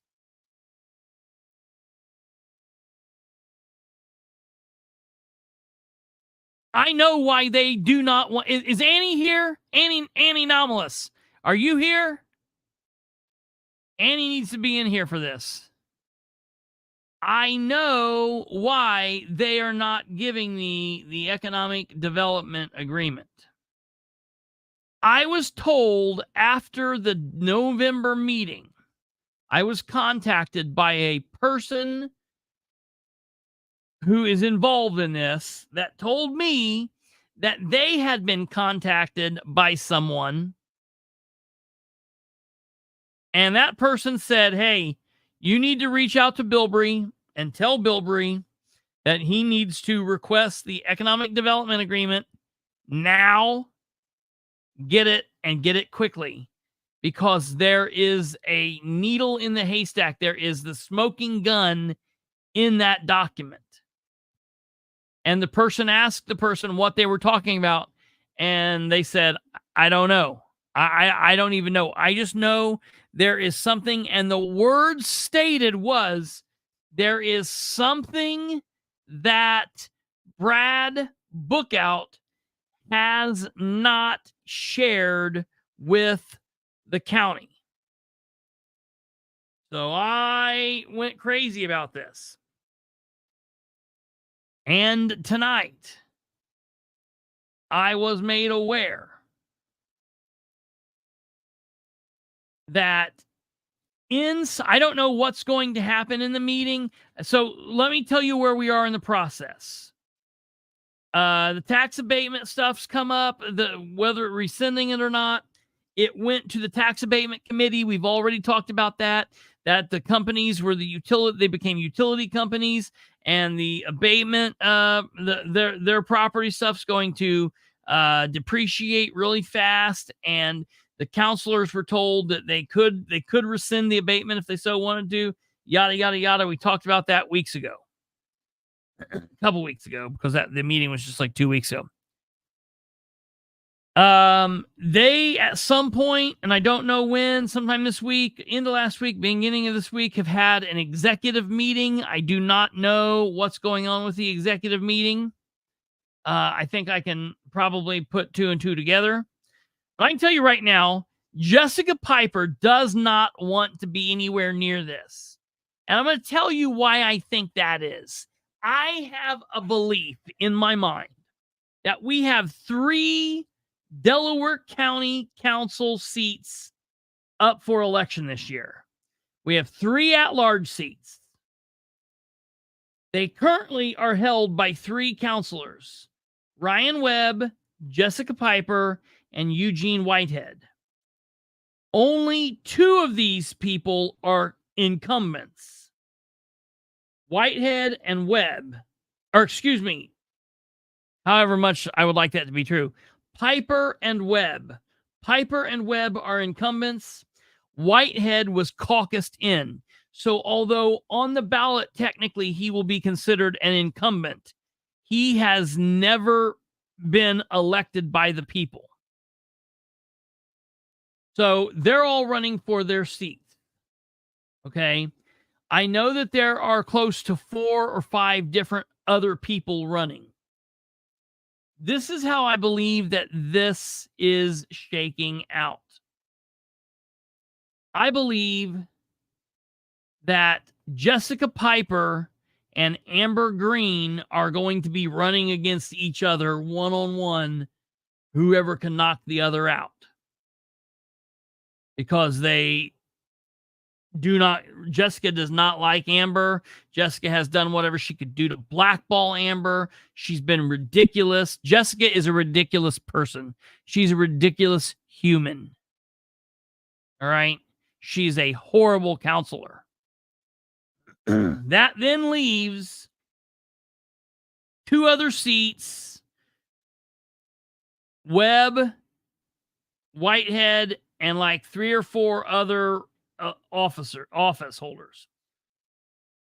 I have heard that the politicos are trying to match people up and they don't know what's going to happen. Jessica does not want to talk about this. Jessica does not want to vote on this. Jessica's already been very clear. She does not like public comment. She doesn't want to hear from the citizens. She does not want to hear people talking. She's gross in what she does and how she handles this.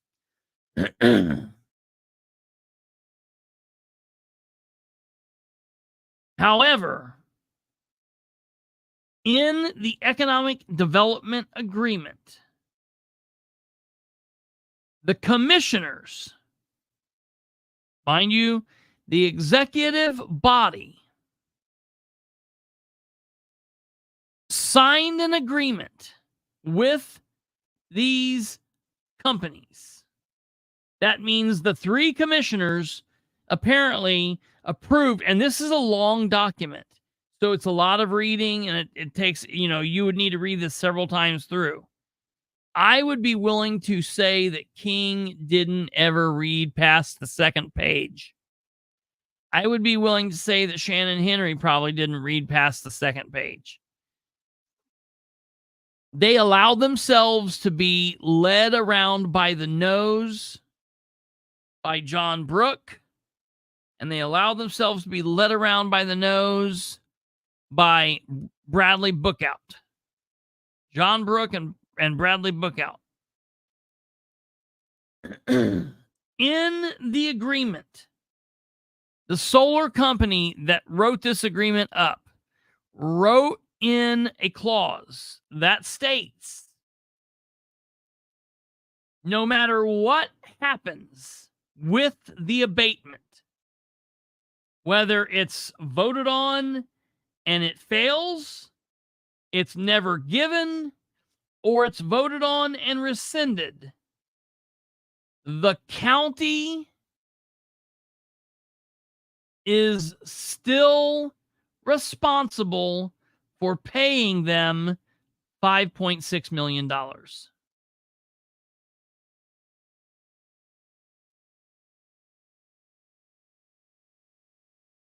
And the commissioners signed off on this. The commissioners agreed to that. Now, I don't know how, for the love of God, that is legal. And some of my sources tonight were saying, well, we think it's because they're responsible for economic development. And I was like, well, look, if we're paying a company for not being here $5.6 million out of edit, the citizens should throw a fit. But if it's not edit and it's coming out of the general fund, I don't know how the commissioners would have that ability to enter into that agreement for the fiscal body. The council did not vote on that economic development agreement. They did not sign off on it. The commissioners signed off on it, and Invenergy signed off on it.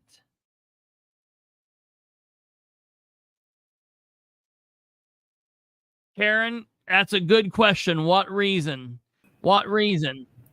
Because they didn't want to do the work, just like they did here in Randolph County, and they let the solar company write the damn ordinance for them. And since it was so long and took too much work to read, they just signed off on it. Doesn't matter what it says. Well, it's done. Kate, what? Kate? Well, think about this. Is someone what's the point of this? I mean, is someone getting something extra here? Like, this is really cause for concern. And now, they've not given me this copy. If that in fact is, I have not seen this with my own eyes. If that in fact is in that document, that is why they are giving me the runaround and not giving it to me.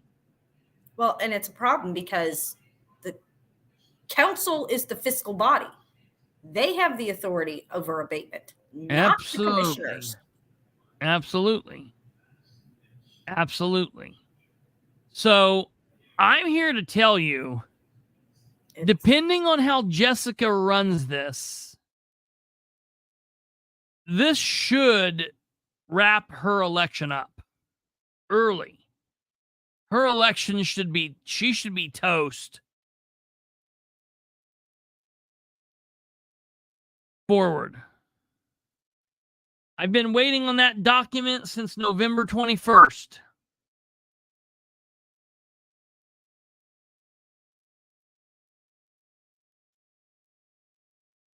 You did read right, Karen. You did read right. So we won't count 1, 2, 3, 4, 5, 6, 7, 8, 9, 10, 11, 12, 13, 14, 15, 16, 17, 18, 19, 20, 21, 22, 24, 5, 7, 8, 9, 30, 5, 36, 30, 37 days. 37 business days. 37 business days. Now, this economic development agreement should be sitting on John Brooks' desk. Tim Nickum says it. Something smells rotten in Delaware County again and again. I'm telling you, Delaware County, you have the ability, just like I said and played that with Catherine, call your Delaware County councilors. Call them. Email them.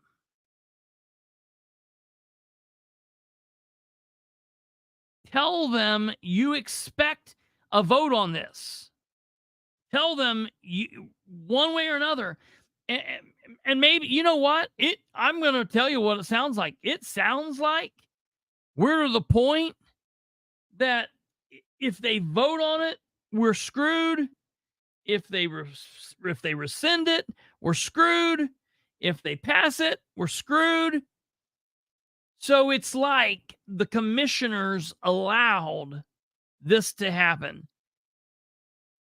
But I'm going to tell you what, folks, in Delaware County, you have the chance this very year. Most people don't get this chance. Most people get mad at the council. Like, all right, you're mad at Muncie City Council? Well, stand by, because they got 4 more years. If you're mad at James King, unelect his ass this year. If you're mad at Jessica Piper, unelect her ass this year. Period. If this is in the economic development agreement, this is going to be one of the biggest things that will have hit Delaware County political news in a long time. If this is in that document. And I'm going into John Brooks' office tomorrow, and I'm asking for the document, and I'm going to tell them that I'm going to stand there as they make a copy. And if they don't make me the copy tomorrow, I'm gonna go in there and stand the next day. That's that. I just wanted to bring that to your attention, folks. It's very big. It's very important. There's going to be a council meeting this coming Tuesday. Very, very, very, very, very important, and I will be emailing all of these officials and letting you guys know what I hear back from them. I heard last week the Delaware County charge cards were all off, that the bills had not been paid, and that EMS had their lights turned off in one of the offices. They couldn't go through and swipe and use credit cards. You have department heads not being able to use credit cards. Ed Carroll, what are you doing, pal? What are you doing? Should you give the auditor seat up?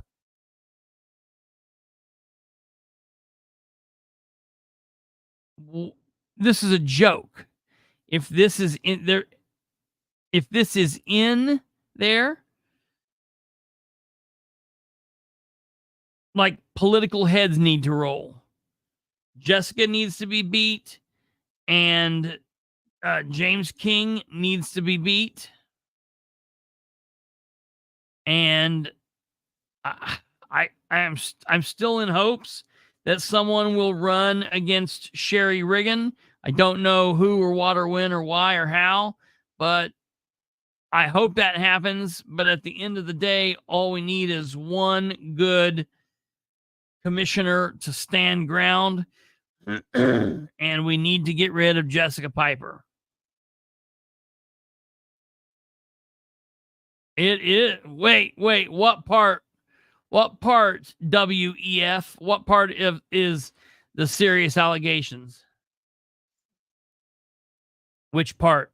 Because I think everything I've said under this section has been serious. I could have done a whole show just on this, or anything else we talked about tonight.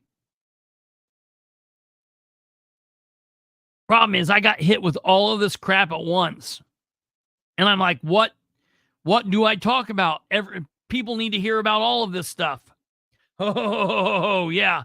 I'm telling you, that is definitely serious. That's not even an allegation. I'm telling you, the county's credit cards were off in the last week or 2 weeks. That is not an allegation. That is that is the truth. And I'm hearing that the lights were out, not in Georgia, but in a couple EMS stations. So, I don't know what goes on there, but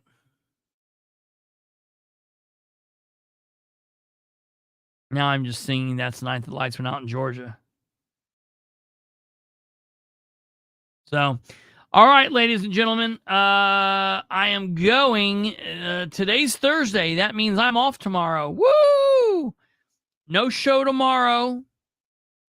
No show Saturday. We'll be back Sunday with a banger. You can believe it, because next Tuesday is this meeting, and we'll be going over that more in detail, and I'm sure I'll get some more information over the weekend. We'll be ready to rock and roll. That could put people in life-threatening positions, since it comes from, yes, absolutely. That's exactly what I thought. So, good night, people. The video, the JD video will be up as soon as we're off here. And we'll see you back here Sunday at 9 p.m. Buy the merchandise. If you have not, visit our merch shop with the tickers running down at the bottom. And no real big news on Josh or Lewis, so everything's the same there. You guys take care. Have a good night. We'll see you at 9 p.m. Eastern on Sunday. Goodbye.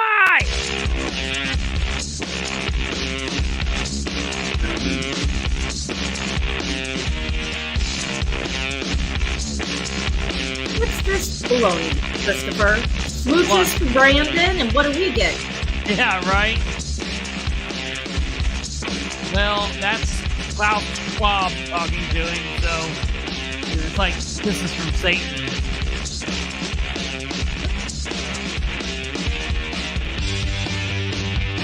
Who does the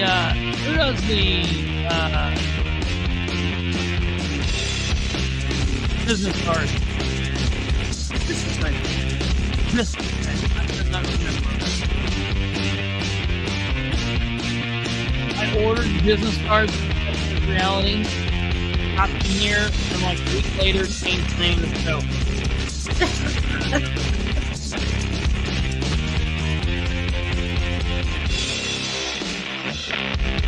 Well, rebranding is hard, man. And we did most of it in like 3 days, so this is Yeah. fell through the cracks. I think we're doing pretty freaking good.